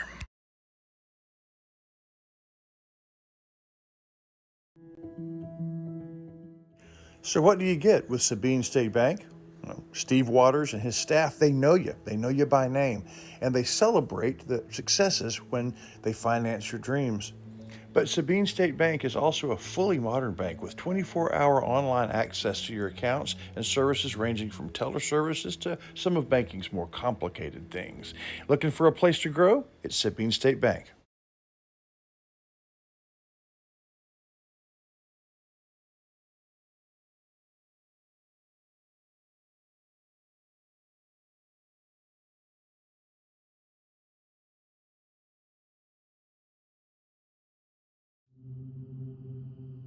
Cornerstone Balance and Therapy is the local place where you go to recover after surgery or after an accident. With up-to-date modern equipment and a staff that cares and knows you by name, the only thing better is where it's located, right at the four-way stop in the middle of town. Cornerstone, helping you get better.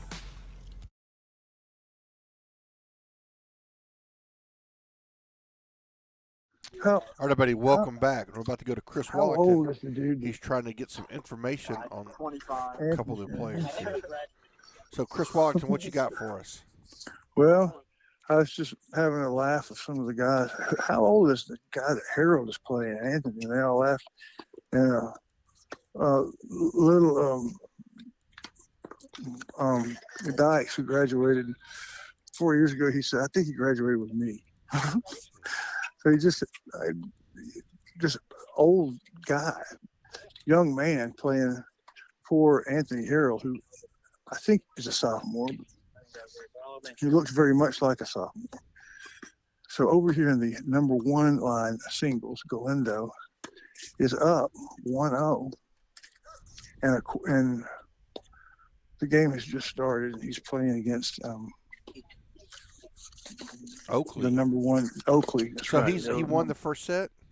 He won the first game. This is very early in the match. Oh, you had it 1-1 earlier.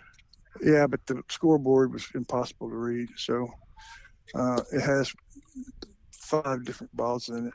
So what the scoreboard says is that he's down a set. But I don't know if that's true or not. If it is, I'll find out. But the scoreboard says that Galindo lost the first set and he's up 1-0 in the second. But I don't think they started long enough for that to be possible. Galindo just made a blistering passing shot.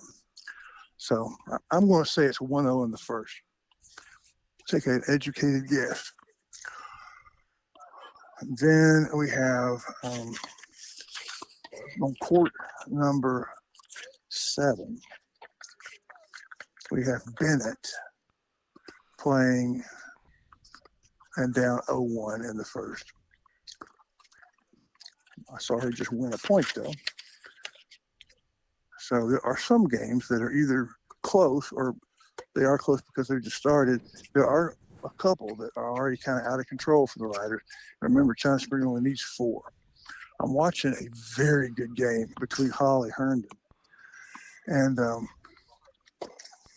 I believe that is, she was in the second line double against Field. So Herndon and Field. Let's see, Herndon's score is close. I believe it is 1-2. Let me get that for sure, Shires, for you. It's 0-1. So this is very early. Officially, it's 0-1. And that would be line 2 singles. Holly's opponent is serving. But boy, I've watched Holly hit some beautiful shots. So we're on court 6. It's Holly Herndon. She's down, well, a break, it looks like. 0-1. And this is Field. Man, almost served. Sun got in her eyes. Second try it. Good first serve to the backhand. Holly gets it back. Forehand, way deep. So Holly takes that point. Oh, yeah, Logan. I know she got 2. Oh, wow. I just saw Bennett hit a beautiful winner from the baseline against her opponent, and I believe she just won her game. So that set looks competitive. Field just hit her first serve into the net against Herndon. Here comes the second serve. All right. Field's up 1 game. I'm going to have to step away for just a few moments. So, okay. Thank you. Thank you. All right. So Herndon had the great idea. She pushed the shot over to the backhand, but pushed it a little too far, and her aggressive move, that was the last point of the game. So it's 2-1. Well, 1-2. Holly down 1, but they're on serve in her game. Meanwhile, next door on court 7, Bennett is in currently an 0-1 game, and I think she just tied at 1-all. So I'm thinking they're on serve. In the men's number 1 line, all the cheering has been done by China Spring. I'm not really sure that center has been really into it spirit-wise, because they've won some points in some big games. They're not making the noise. Appreciate Mooney's Emporium for their constant support of Rough Rider athletics through all sports, all games. We look forward to you shopping at Mooney's for Christmas. Mooney's Emporium on the square. Logan Galindo up 2-1 in his line 1 singles match. But boy, there's some good tennis being played. Good to have you back in the blimp seat. Yeah, I got you good.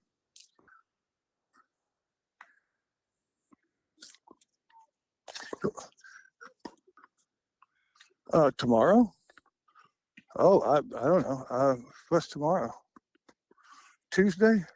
I thought I would, sleep late. I don't know why. Oh, he's not talking to me. So, meanwhile, we got at Bennett is 2-all.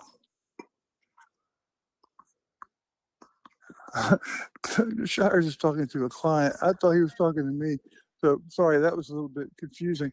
I was bragging on Mooney's Emporium and updating you on Logan Galindo's game. He's up 2-1 in the first, according to the scoreboard. And there it has been tennis played. So it is Logan's serve. I believe it is. We'll see if I can get a score. It's 2-all. The game count is 2-all, and they're beginning Logan's serve game. They're on serve. Boy, as close as you can come to an ace, a little bit left wide. Second serve is good. Big return.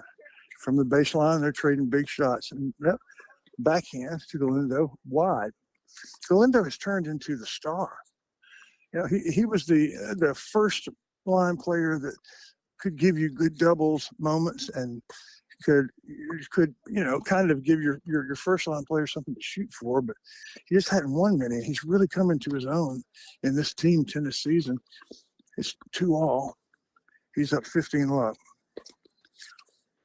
Serving to a very accomplished number 1 singles player for China Spring. Good serve, huge return by Galindo. And all his opponent could do was just sit back and play defense as he just pounded shots at China Spring's line 1. whose name I'm about to remember.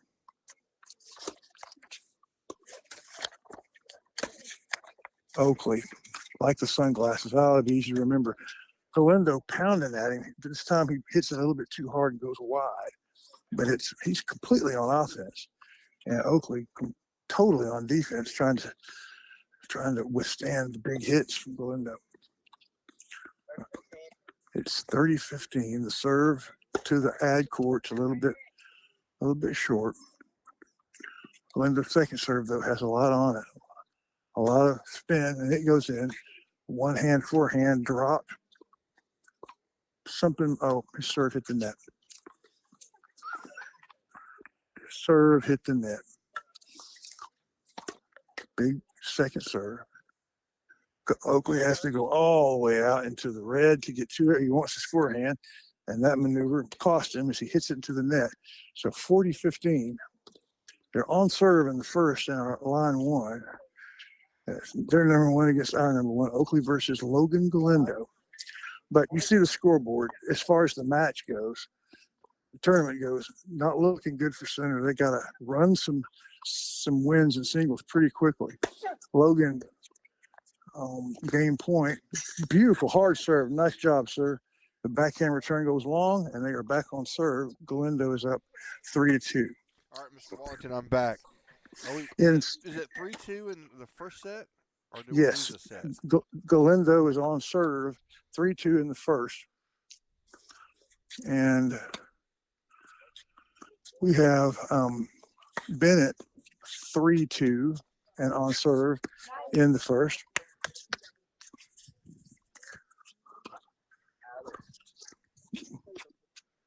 I'm not sure if she just lost that game or not. I know she didn't. She's according to the scoreboard up a game. She's down in this game. Bennett's return of serve went deep. We're going to catch the score here. It's 30-love, so Bennett down 2 points in this game. China Spring second serve is good. Bennett puts it to her forehand, back to Bennett's forehand. Lady Cougar backhand, back to Bennett's forehand. Now forehand, back to Bennett's forehand. Oh, just didn't quite get over that. Aggressive shot, just a little bit low. And it's love 40 there. So it looks like that match is going to be squared up at 3.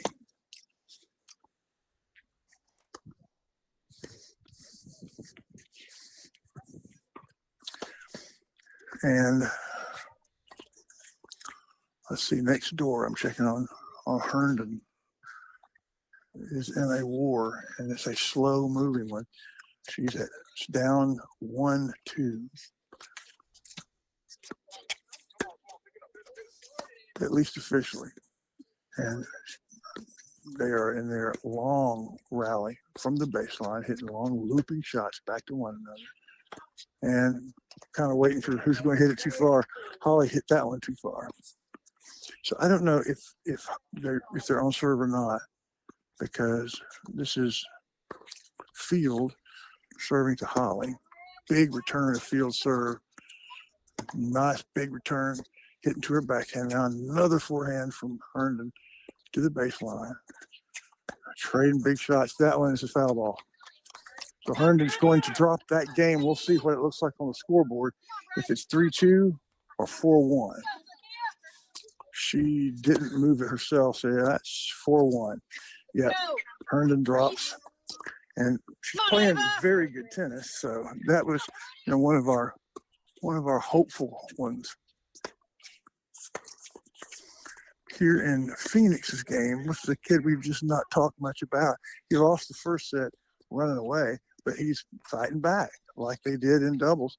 It's a 3-2 game in the second set. Phoenix lost the first set, but it was 3-2. I just watched him lose a point, and they're fixing to switch sides. So in the line, what is that, 5? Yes. It's 5-2. He lost both of those, so it looks like they're about to win that one. Wait, so I'm sorry. What is the score in Phoenix? Phoenix's in game? Phoenix. He lost the first set. Don't know the game count. He's down 5-2 in the second. It was 3-2, but his opponent swept both of the last two games. So that one is on the precipice. Chris Acosta in his first set is down 2-1. Looks like they are on serve though, as Acosta is currently serving. And Anthony Harrell, clearly outmatched in age and experience, power, and all that, has fought his way back to a 3-2, just like they did in doubles. It's like, oh my gosh, these guys are old and cool, and then they sort of figure it out and play well. So is he up 3-2 or trailing 3-2? He's trailing 3-2 and he's serving, so he could be down 4-2 for all we know, but he's won some games. I just got here and watched him double fault. But the Acosta match, he's playing well against a very good opponent that's probably 2 years older than him.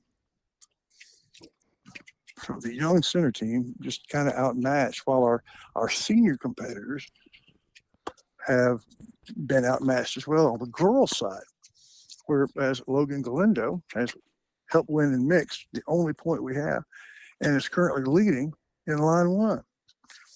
He's up 3-2 and serving.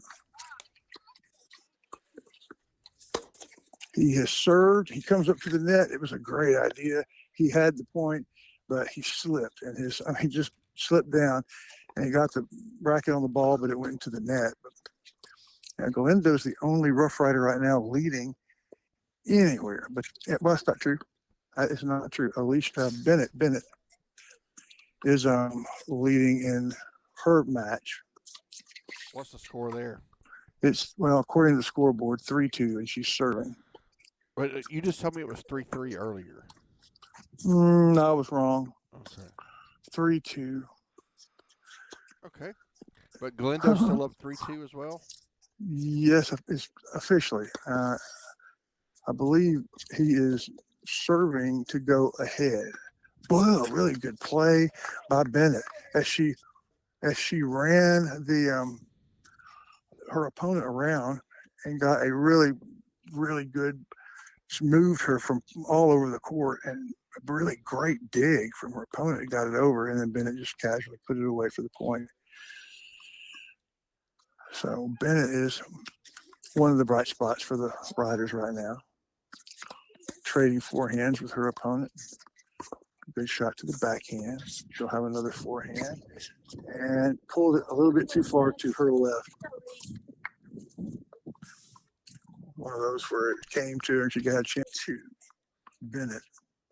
Officially. He slid under the net. Oh, wow. Logan Galindo slides up under the net when I turn my back. Coach, our assistant coach who just got married, Coach Cooper, helps him up. All that happened while I had my eyes on the girls behind us, and his opponent helps him up. Turn spring people help him up, and he's going to have some serious raspberries on his legs. But coach gets him back up and back in the game. And Galindo, after a first serve fault, hits a beauty. Boy, his second serve big. His opponent Oakley goes back to get it. It's in the middle of the court, and Logan puts it away. So maybe he's better when he slides under the net. What a great point from Logan. After I saw him fall, then he fell again and slid under the net. His big serve to Oakley is a little bit too big.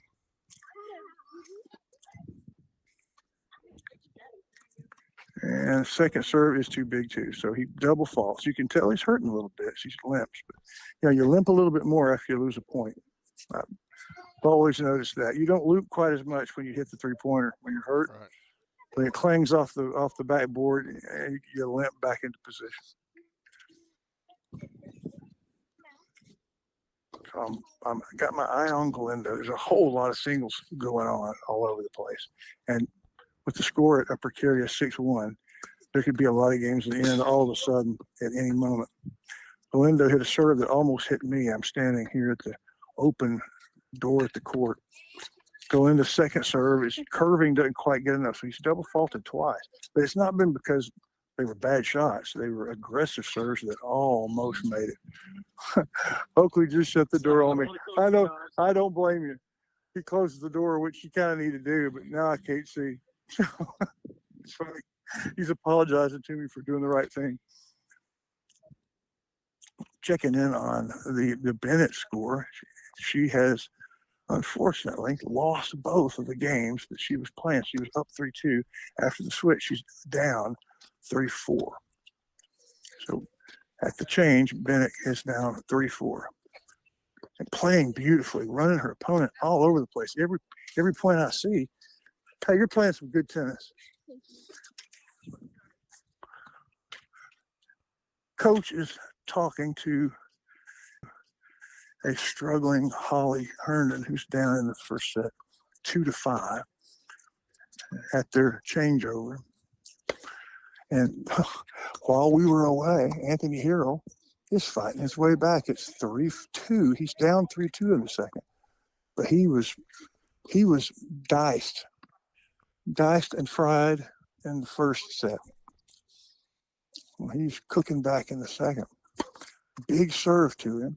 His return doesn't quite make it. So he's going to lose that game. That will make it 4-2 in the second set for Anthony Harrell. In a game that there's just, you wouldn't expect him to win it.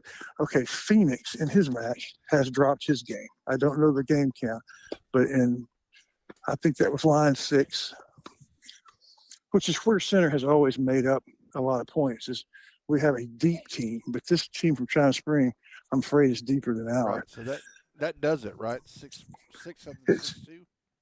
Yeah, 6-1, 6-2. Meanwhile, back here in the number one singles, Laura Ann is still fighting. Beautiful shot. What is her game score? It's 4-1, but that's what it was when I left seemingly 20 minutes ago. So she's fighting back. I tell you what, I want to stay here until the end of her game, and then we'll go to break. Sophia is the China Spring player, and she just hit a beautiful serve with all sorts of pace. And Laura's backhand goes into the net. See if I can hear a score. 30-all. Serve. Laura Ann gets it back. Good backhand back to her. It's right on the line. Laura Ann gets it back. Big forehand. Laura Ann's backhand past power. Forehand back to Laura Ann. She scoops the forehand. She let it get a little bit low on her, and she couldn't quite get it over the net. So she drops that one. I believe it is now 40-30 for the server. Yeah. Big serve to Laura Ann. Big backhand across the court, but it was deep. That's a shame because her return was great. It didn't count. Second serve. Line 1 trying to stay in it. And it's a double fault. So it's deuce. And Laura Ann gets to choose which side she wants it. They're not playing ads, which I don't know. I'm not really sure why. I guess it's because it is a school day and all that. But it's also round 3, so I would think they'd play him. But anyway, Laura Ann has a game point, and she can either win or lose right here on this point. Here's the serve, and it's in the net. Opponent's number 1, Sophia from China Springs. Second serve is long, so Laura Ann will take that game. And since they are not trading, it's 4-2. 4-2 in the second. So Laura Ann staying in it. That's kind of what everybody's doing, just staying in it. Chris Acosta is down 4-1 in his line 2. And receiving serve 4-1 in the line 2 game. And Anthony Harold will not go quietly. It still shows 4-3 on the scoreboard, and he just hit a killer serve that his opponent couldn't get back. Anthony is playing big here, trying to keep things from falling. It looks like this big scoreboard is 7-1. China Spring over center. Another beautiful first serve down the line to the backhand. Anthony, those are great serves, just unreal good. And it's keeping him in the game. Hey, we're going to take a break because we've got sponsors that are making this possible. We'll be right back from Madisonville with the round 3 regional quarterfinals brought to you by Texas Glacier Ice and Water. Texas Glacier Ice and Water supports center tennis, and you know about their ice and their water and their reverse osmosis process to make it absolutely delicious. But ice blocks, they can do that. Ice sculpture, they can arrange it. Squencher, thirst quencher, yep, they got it. And if your business has an ice machine, they can personalize it like they did it for the Rough Riders and the Ponies. Texas Glacier Ice and Water. For most Center Rough Rider fans, Center Texas is home. You think of home, it brings thoughts of places that have been there your whole life.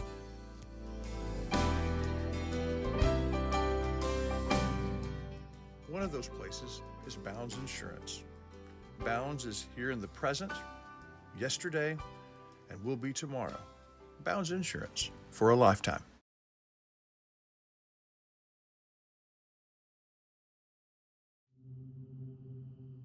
Cornerstone Balance and Therapy is the local place where you go to recover after surgery or after an accident.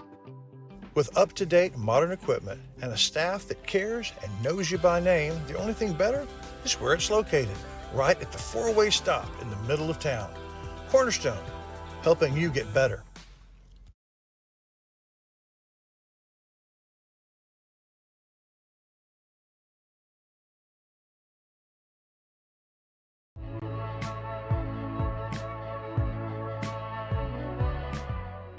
We say thank you to the sponsors that make this tennis broadcast possible. They include Sharon Nelson Medical, Texas Glacier Ice and Water, Bounds Insurance, Center Glass, Aurora Concepts, and Cornerstone Balance and Therapy.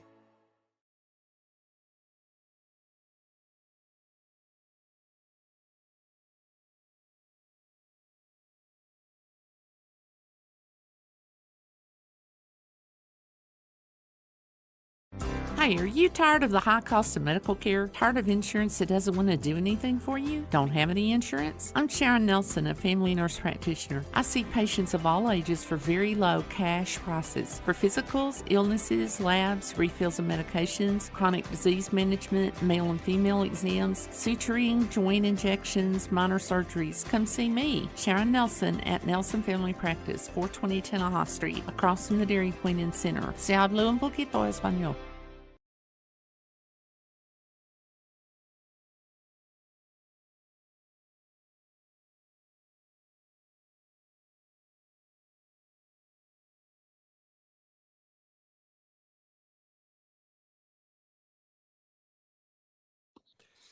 All right, everybody, welcome back.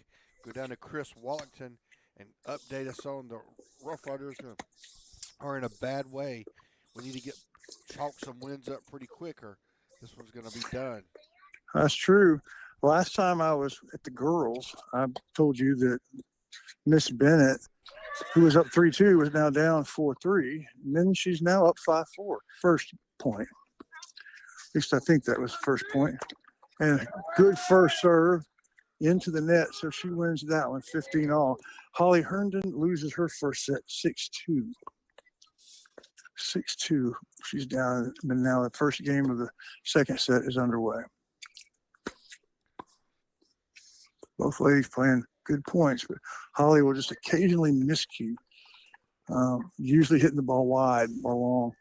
So Bennett to serve now, 15-all.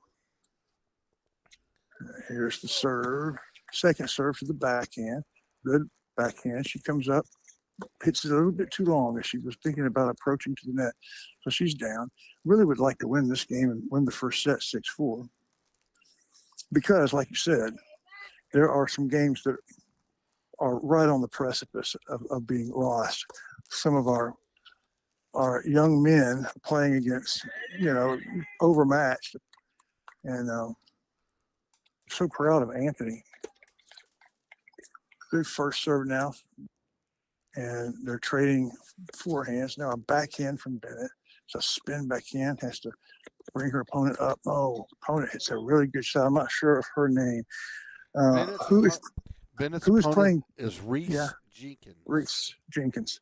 Jenkins just made a beautiful placed the shot perfectly, and Bennett had to really stretch for it. So in danger of losing the service game, and that set would go to 5-all.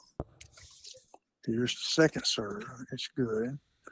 And Jenkins to the forehand. Oh, man, Bennett was ready to win the point. She hit it to the right, and it would have been a winner, but it was a little bit long. So this is tied back up at 5.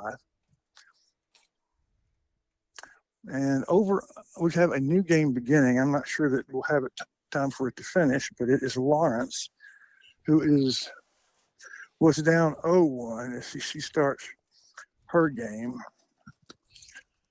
But I saw some really good points being played. I'm going to check and see if it's still 0-1. Officially, it is still 0-1. But I'm going to make my way back around to the men's singles and see if there's any life left in some of those first round singles games. Let's take a quick 2-ad break, and I'll be back with some men's results. So what do you get with Sabine State Bank? Well, Steve Waters and his staff, they know you. They know you by name, and they celebrate the successes when they finance your dreams. But Sabine State Bank is also a fully modern bank with 24-hour online access to your accounts and services ranging from teller services to some of banking's more complicated things. Looking for a place to grow? It's Sabine State Bank. Portacool, with over 30 years of expertise, has made significant strides. In October, they introduced the Apex series, which is a breakthrough in the field of evaporative coolers. The Apex series is not only the coolest, both in terms of temperature and design, but you can also control it with your phone. Portacool. Peak cooling. Intelligent control.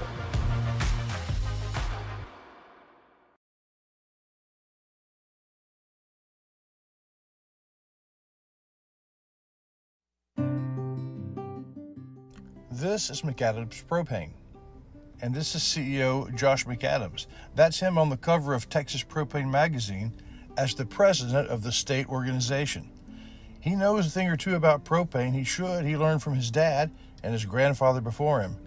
Whether your business depends on propane or just your outdoor kitchen, McAdams puts the needs and the safety of their customers in first. It's McAdams Propane.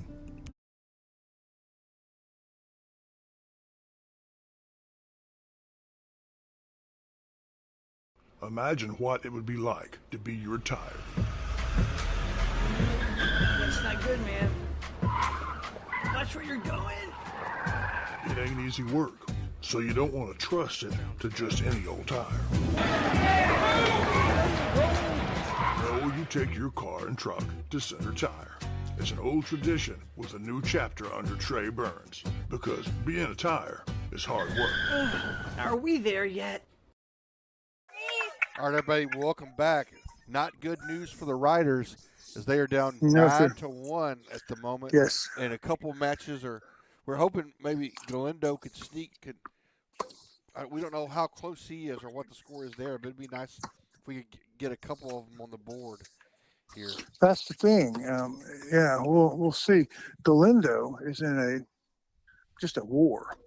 He's down 4-5 in the first set, but he's serving. And the first set has lasted forever because the points have lasted forever as he just blasts away at his opponent, making his opponent, this is Oakley, hit really good pinpoint shots while he's being the aggressor. There are games where Oakley can't. There are games where he can. I just watched him pass Galindo after a huge shot. Galindo's next serve is good. To Galindo's backhand, he babies it, backhand back to Galindo. Forehand, he's going to place it and just hits it a little short.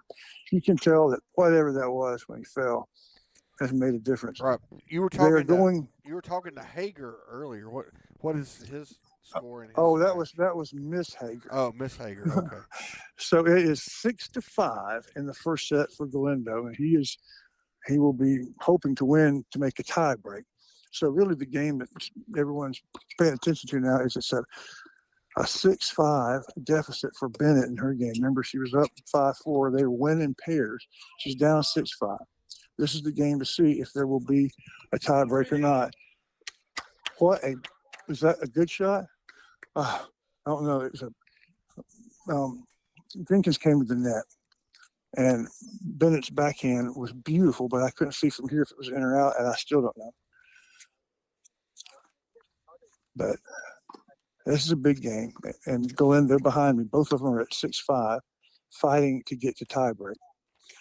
However, next door to them, Holly, who's already lost the first set, has to extend her game. She's down 0-1 according to the scoreboard, but there has been tennis that's been played since then. So Jenkins double faults, and it looks like it is 6-6 now here on court 7, and it's in the first set. So if the riders are going to get any points other than one, it's going to have to be from the game on 4, which is Galindo. Yes, sir. He just miscued on a backhand, so he drops a point in that game. He's down 6-5. He needs to win just to tie it. What other? Do we have other matches going? Right there are only 3. There's Holly's, and then there is Bennett's, and there is Galinda's. Oh, and there is another one on court 2, Chris Acosta. I'm gonna go check his score because he was down 4-1 in the first. Did you say Lawrence and Brookfield have started as well? You said that Lawrence had started. Avery Lawrence. Yes, that's right. That's right. And she has begun, and she is officially down 0-1, but that isn't true anymore. So that one's very early. And oh wow, so Acosta was down when I left at 4-1. It's now 5-4 as they change sides. So Acosta has battled back. There has been some battle in the riders, especially with the ones that are overmatched, and especially the ones that are guys. It's been fun to see. It's it's certainly. I think the future is bright. For so long, the ladies have carried the team. It is, but I don't know what the ladies look like in the junior high and freshman level. You could tell, you could see them coming. This group of seniors that graduated last year and the seniors this year, they were going to be good, but and you didn't really see that with the guys. Now it's opposite. And Keaton and Jack Allen, who had been following center tennis since they were in intermediate school, said we've never had this 2 really good girls groups and guys group at the same time, except for just for a couple or 3 years. And those are the years where, center makes a real splash, but it seems to always be one gender is stronger than the other. Yep. All right, I'm going to step away for just a moment. I won't be long, but I'll be right back. Thank you, sir. And such a really beautiful game of tennis going on over here on court 7 between Jenkins and Bennett. It's a tiebreak. Logan loses his game, so he loses his first set 6-4. 6-4 in the first set. Would sure have liked to have seen him take that and get it to tiebreak. And so over here, really the last hope that the riders have of scoring a point is Bennett. It's been a good game. It's fun to watch. So, what is it? What is it here? Tiebreak score?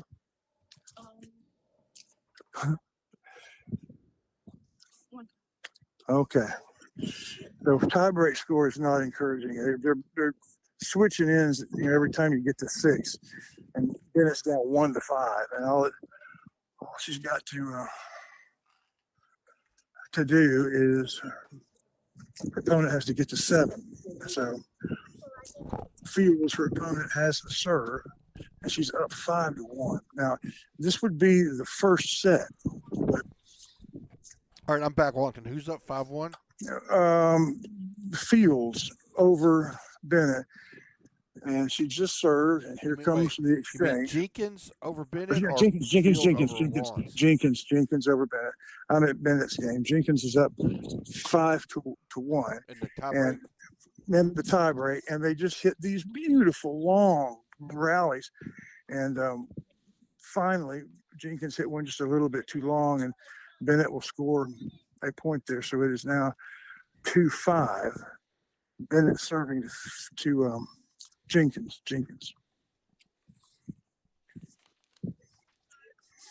Here she goes. Big serve to the backhand. Bennett back to Jenkins's backhand. Now it's Bennett's turn for a backhand. She gets it low, too low. Beautiful. And Jenkins runs to it, but can barely get a racket on it. And that was well played baseline tennis, 3-5. She's won 2 in a row here in the first set. Holly Herndon in her second set already lost the first, but hanging on, trying to keep the time clock going, so that maybe we can take one of these matches. Good first serve to the corner. Good return again. Now Jenkins moves up with a cut backhand right to Bennett. Her backhand cross court. Now a forehand chance. And it's a little too low. If it gets over the net, it probably is a winner, but it's tie break. So that is now match or upset point in the tie break for Jenkins, up 6-3 serving. And its only chance is to win 3 in a row and switch sides. Here comes the serve into the net. Second serve from Jenkins to Bennett. And the forehand return, good to the forehand, back to the forehand. Hits. It is, she hits the corner of the racket and it goes down. She framed it. So that's the set in that one. 6-6, 7-3 in the tie break. Jenkins over Bennett.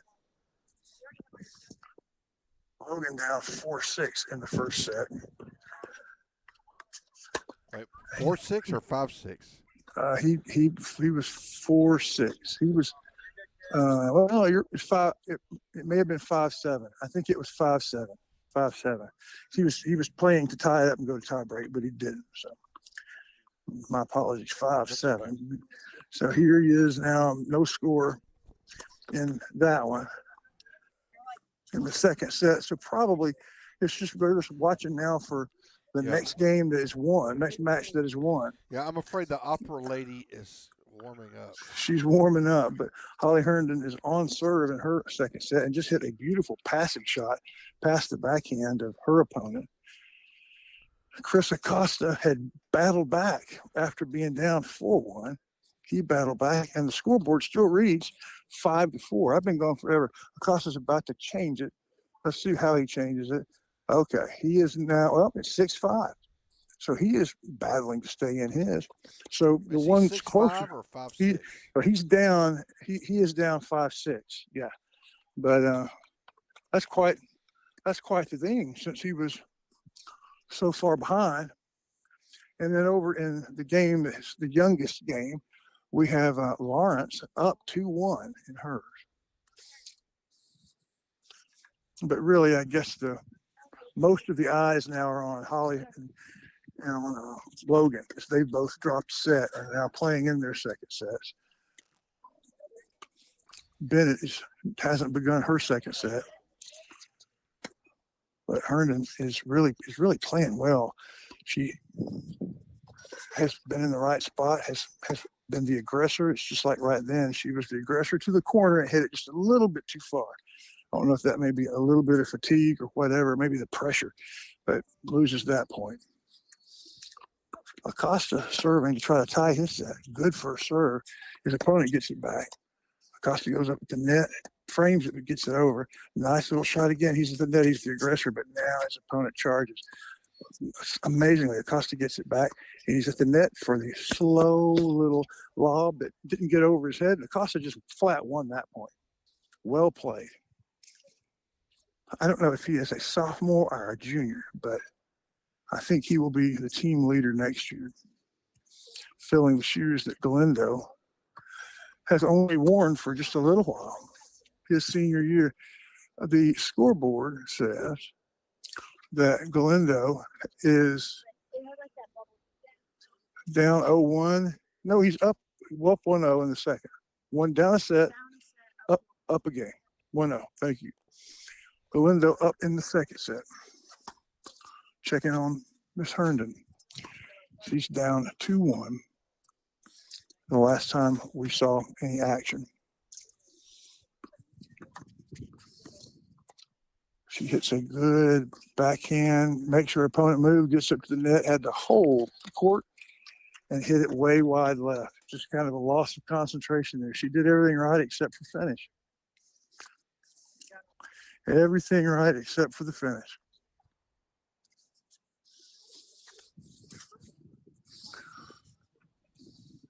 Acosta battling for his life here. See if I can get a score.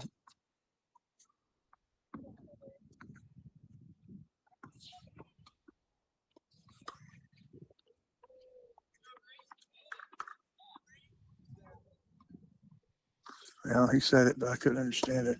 What's the score here? It's 6-5. Yeah, and the game score. Okay. Really good points. Acosta won the first one. That may have been the last one he won when I turned my back on him, but he's at the net now. Passing shot, he gets it over, and it's the perfect drop shot. That is the Dairy Queen play of the game. That is the Dairy Queen play of the game. Up at the net, in good position, and his opponent hits a great backhand that should have ended the point. But he gets his racket on it and wins the game, Mr. Shires. He breaks serve to go 6-all in the first. So there is a tie break there for the first set, while Holly struggles to keep us in the game. Her match is the one that is furthest along, not by far. What is the current game count there? In Holly's, yes. It's still, well, it's now officially 2-3 as they have switched and they are on serve in the second. 2-3, Holly serving. In the tiebreaker, the first one, Acosta hits a really hard shot to his opponent at the net, who nets it. So Acosta is up in his tiebreak, 1-0.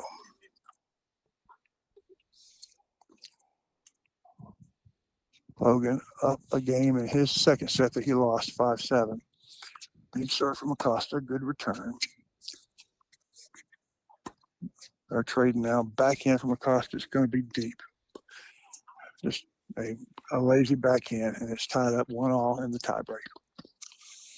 We'll stay here till the end of the set tiebreak, and then we'll hear from some sponsors and get you back up to date. Now it's not so much a matter of trying to stay in it to win it. It's just, can we get a point?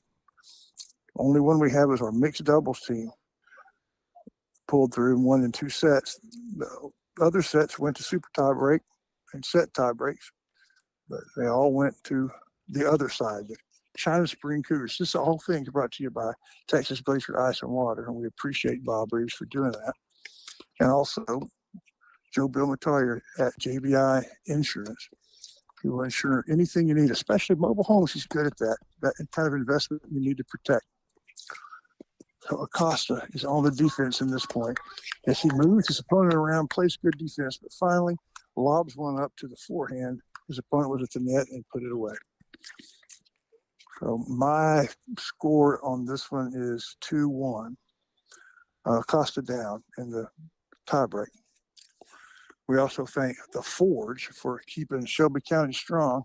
All you got to do is make the commitment. Make the commitment to join the club at the Forge, visit regularly, see the difference, feel the difference, and enjoy the difference. Big first serve to Acosta, and he is unable to handle it. He will now get the serve, but he's down 1-3 in the first set tiebreak. That's where it's been, Mr. Shire. A lot of these guys, girls too, but the guys particularly have battled back. And, you kind of just give the game to the opponent. You come back a few minutes later, and they're right back in it. He was down 1-4. Now he's in a second set tiebreak. He wins this next point after a good serve. The backhand return goes deep, and it's 2-4 as they switch sides.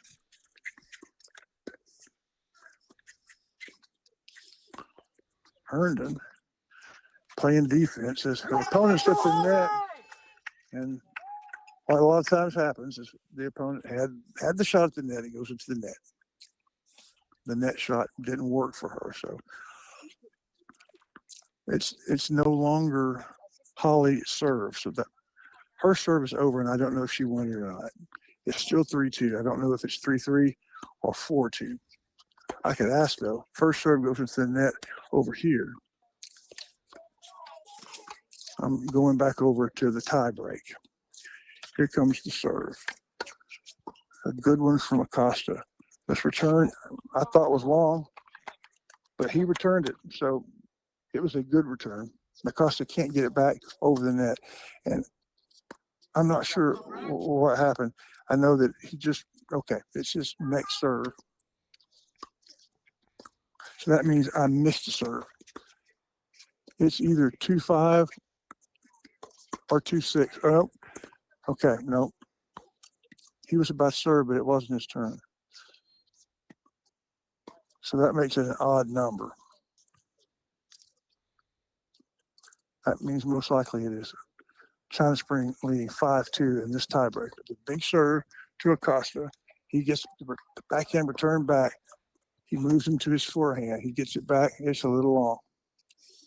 So that is now set point for the China Spring player against Acosta, 6-2.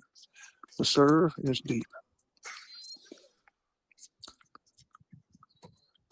The second serve. He tries to baby it over, misses. So it's 3-6. Acosta to serve. Still 3 set points. Who is Acosta's opponent, Mr. Shire? Acosta's opponent is Aiden Hager. That's right. That's Hager, yeah. Jack Callan's best buddy in the world, Aiden Hagler with an L. This is Aiden Hager. I ought to be able to remember that. Acosta to the backhand. Then back to Acosta's backhand. He moves up, but it was on a very weak approach. And as he moved up, Hager made him pay. I thought that was game point. It wasn't, even though it's lost. So I don't know the score, but I'm almost certain that Hager has 6 points and only needed 7. Some other matches beginning to take the court and warm up. Big serve from Acosta into the net. He says it's 4-3, so it's closer than I thought it was. If that's the score, and he double faults. But if he said it was 4-3, I had the match all wrong. It's now 5-3. All right. Well, that's a whole different ball game, isn't it? I thought Acosta was okay. It's also very possible that Acosta had the score wrong when he mentioned it. So I believe that tiebreaker is over. I had the score right the first time. Acosta drops it 7-3 in the tiebreaker. 7-3 in the tiebreaker. So every match that's being played right now, if there is a set finished, the riders are behind, but every set either went to 5 games or to 12 games, 7-5, or a tiebreaker. It's going to look like on the scoreboard that China Spring is just way better than Center, and they are, but not 9-1, 10-1, because the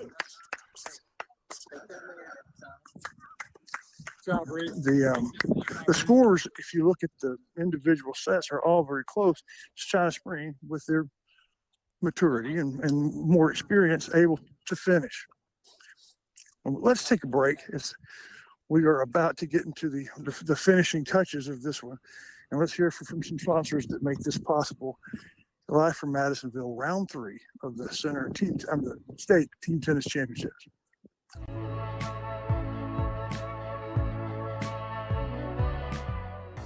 We say thank you to the sponsors that make this tennis broadcast possible. They include Sharon Nelson Medical, Texas Glacier Ice and Water, Bounds Insurance, Center Glass, Aurora Concepts, and Cornerstone Balance and Therapy.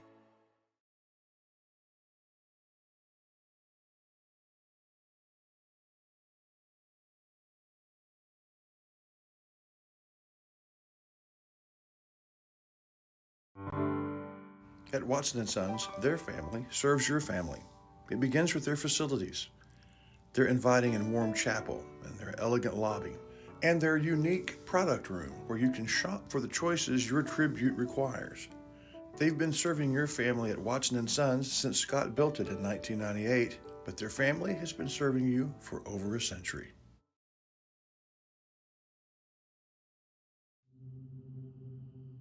Cornerstone Balance and Therapy is the local place where you go to recover after surgery or after an accident. With up-to-date modern equipment and a staff that cares and knows you by name, the only thing better is where it's located, right at the four-way stop in the middle of town. Cornerstone, helping you get better.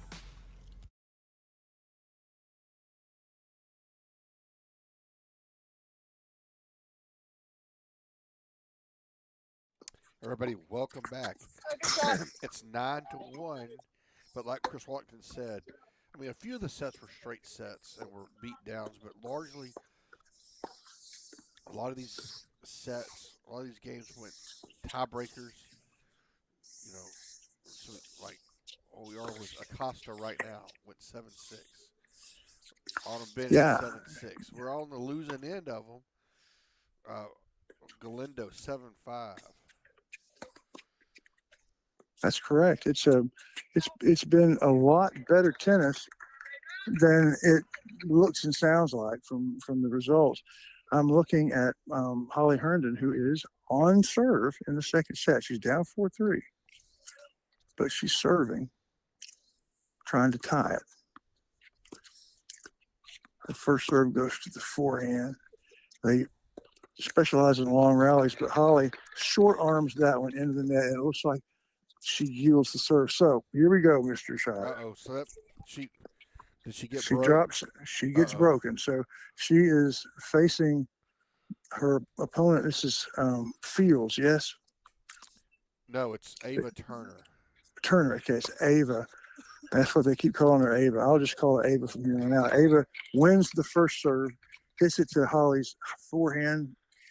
She returns it to another of Ava's forehands. Ava hits it wide. I'm sorry, Holly hits it wide right. It's 15-love. 3 points away from the championship for China Spring. Big first serve. Holly gets it back to the backhand. Good return. Holly stalks the forehand like a panther, gets it back. Beautiful strokes from the baseline from both these ladies, and Ava hits it deep. So it's 15-all. Yeah, it's the big power from China Spring was their line one singles. As a doubles player, that girl whose name is Sophia Brooks, she and her partner won easily, and then against Laura Skull, 6-1, 6-3. Right. Pretty dominant from her. Right, and Reese Jenkins was not the number two. Right, she's playing right now a difficult, challenging game against Bennett. It's 30-15, second serve from Ava to Holly. Holly takes it back to the backhand. Ava returns it, a really good idea, wide to her left, but it goes a little too wide. 30-all. Which could mean 2, maybe 3 points away from the tournament. Next door, by the way, they are on serve in the game that Lawrence is playing. She's down 4-3, but on serve. So, it's what tennis looks like.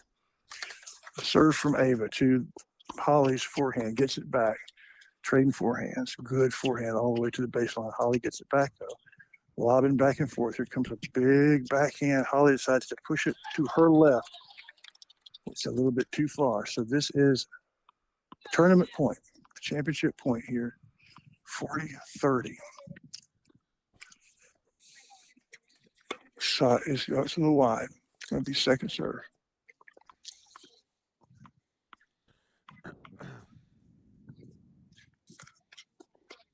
Second serve to the backhand, and Holly does not get square and frames the return into the net, and that will do it.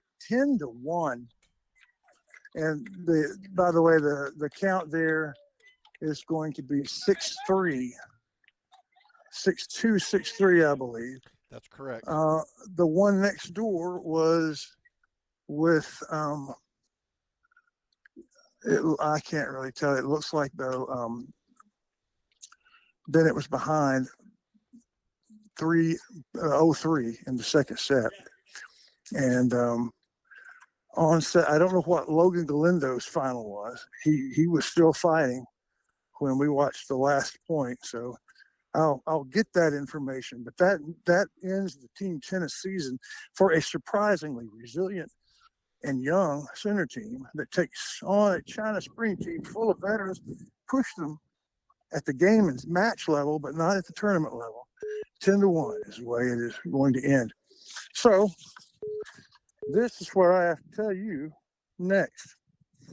We are going to go in just a moment to our post-game show brought to you by Aurora Concepts. And when we do that, we're going to talk to some of the players that really did well. Our Center Motor Company players of the game, we'll talk about that. I know that the Dairy Queen play of the game is going to come from Chris Acosta, but we'll talk to Coach and those players when we come back for the Aurora Concepts post-game show. Texas Glacier Ice and Water supports center tennis, and you know about their ice and their water and their reverse osmosis process to make it absolutely delicious. But ice blocks, they can do that. Ice sculpture, they can arrange it. Squencher, thirst quencher, yep, they got it. And if your business has an ice machine, they can personalize it like they did it for the Rough Riders and the Ponies. Texas Glacier Ice and Water. Thank you for watching the Team Tennis Regional Quarterfinals. I'm the counselor, Stephen Shires. Up in the Bowl Speed Blimp, Center falls to the China Spring Cougars 10-1. Now it's time for the Aurora Concepts postgame show, which begins. Where are they going to go? If I want to talk to them, where are they going to go?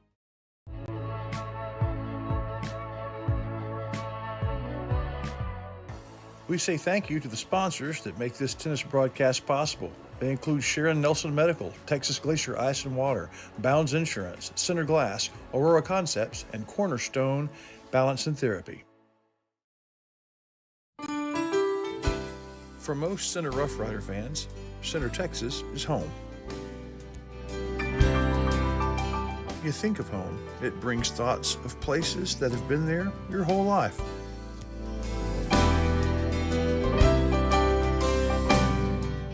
One of those places is Bounds Insurance. Bounds is here in the present, yesterday, and will be tomorrow. Bounds Insurance for a lifetime.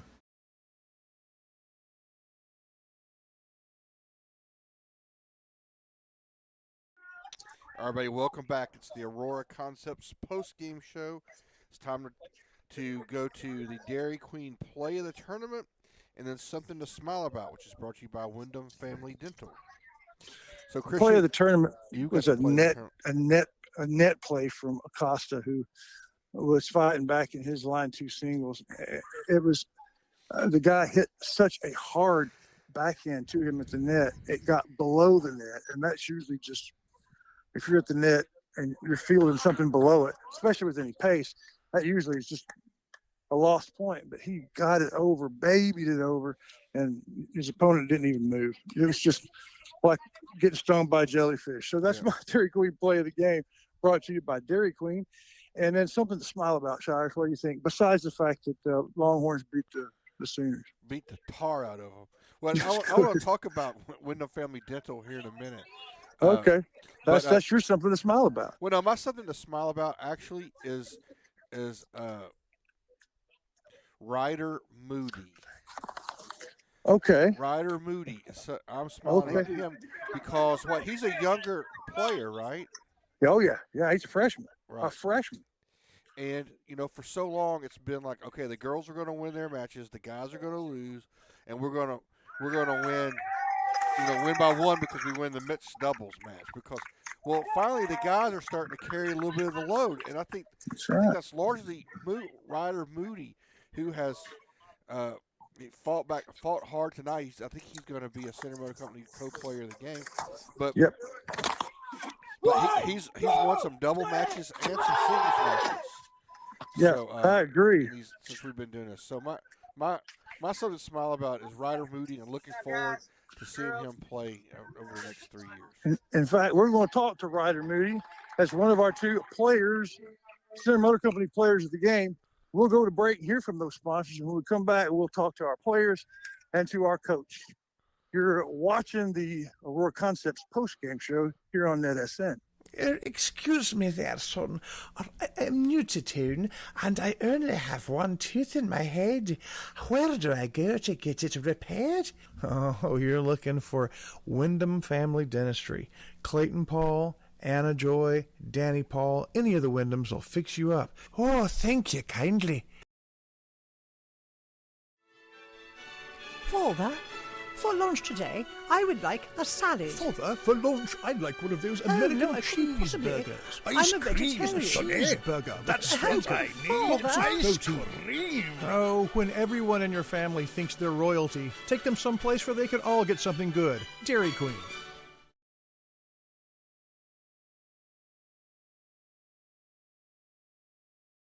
All right, I'm ready. All right, everybody, welcome back. It's the Aurora Concepts post-game show. I just want to take a second to thank Wyndham Family Dental and Clayton Paul Wyndham, who actually had a tooth extraction and a cavity filled this morning. And I'm up and going, baby.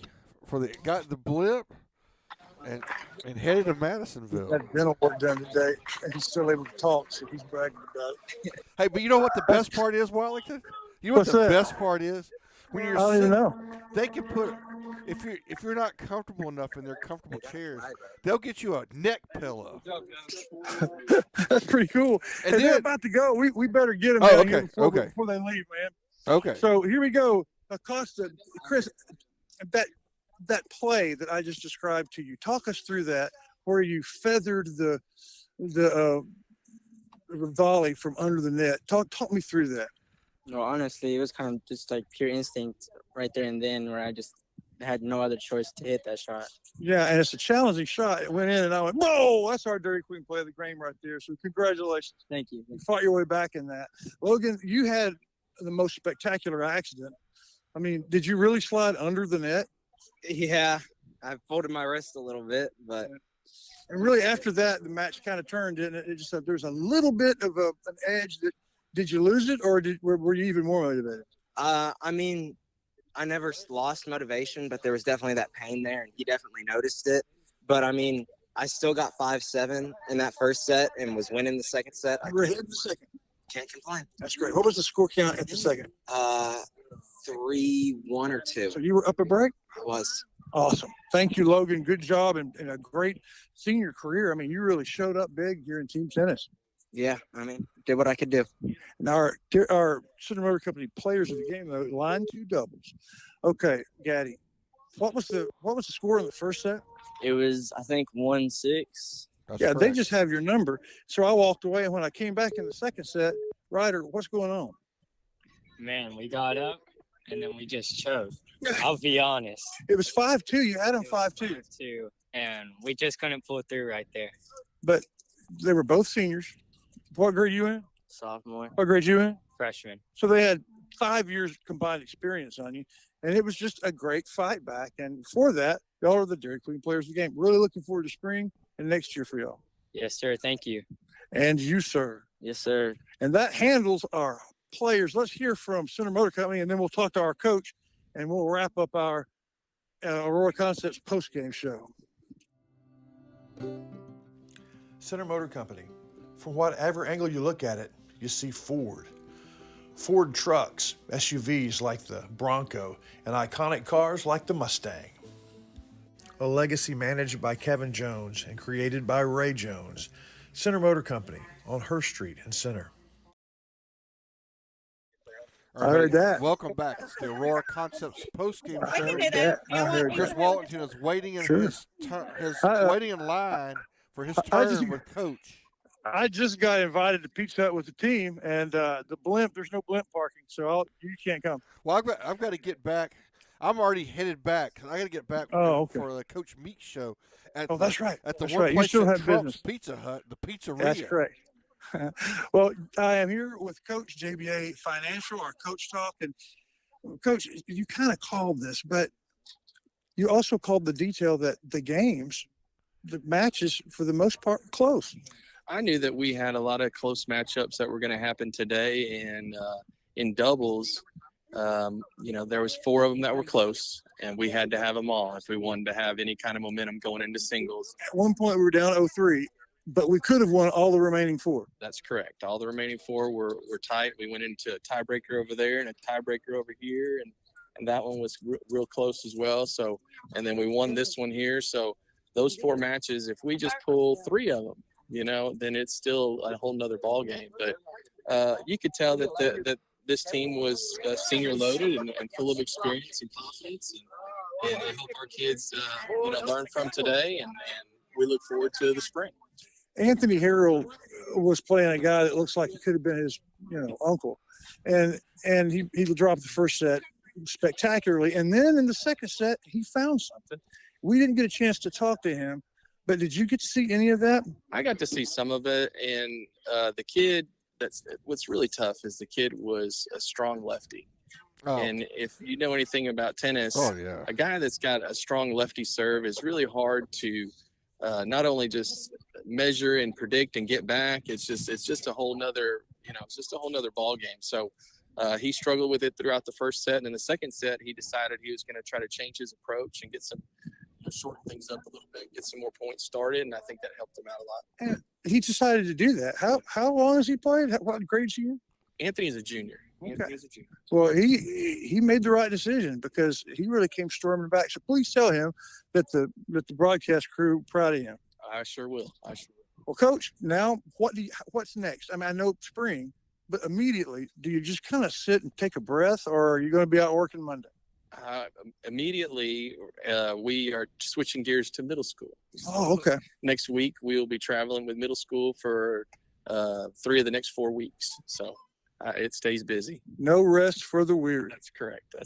Coach, thank you for your graciousness, and I sure enjoyed this. Hey, thank you. Appreciate you being here.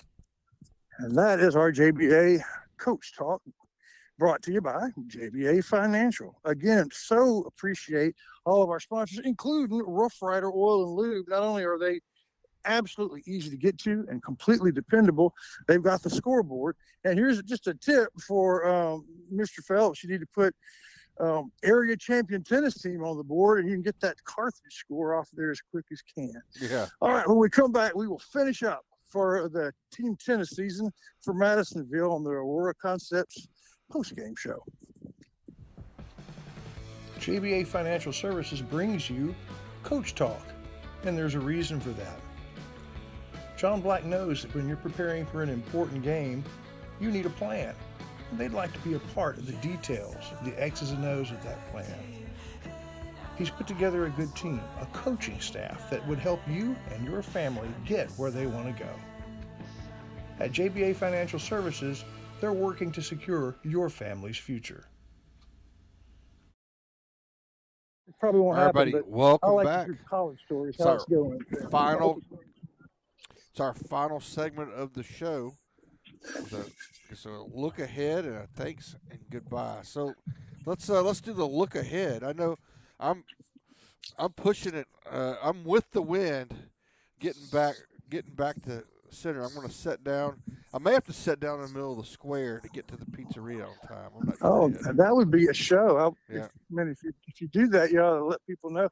Do you have your car waiting, or is Laura picking you up? How does that work? No, I mean, my car's at the secret location, which is not Bowles Field, and so I may have to drop down and walk over to the pizzeria, and then I'll take the book up and go get my car later.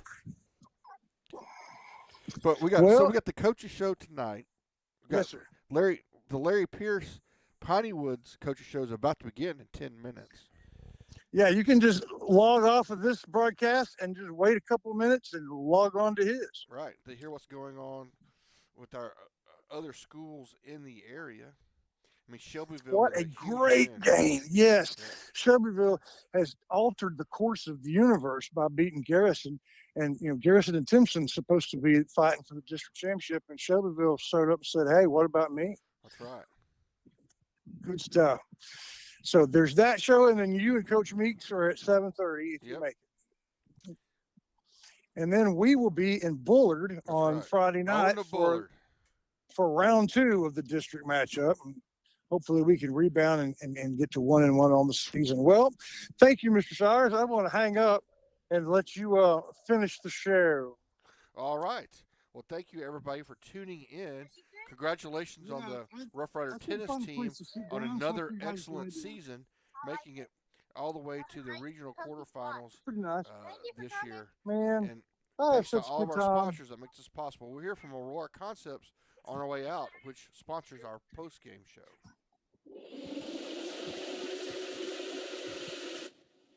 All right, man. Good show. Nobody wants to be sick, but at least at Aurora Concepts, being sick is easy.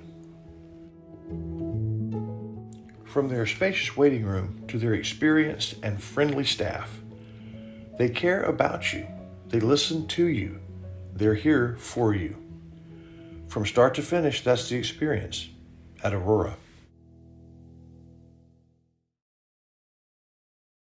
The proceeding was a presentation of Watlington, Shires, and Pierce Productions. We hope you have an awesome and blessed night. God bless America, God bless our troops, and God bless each and every one of you.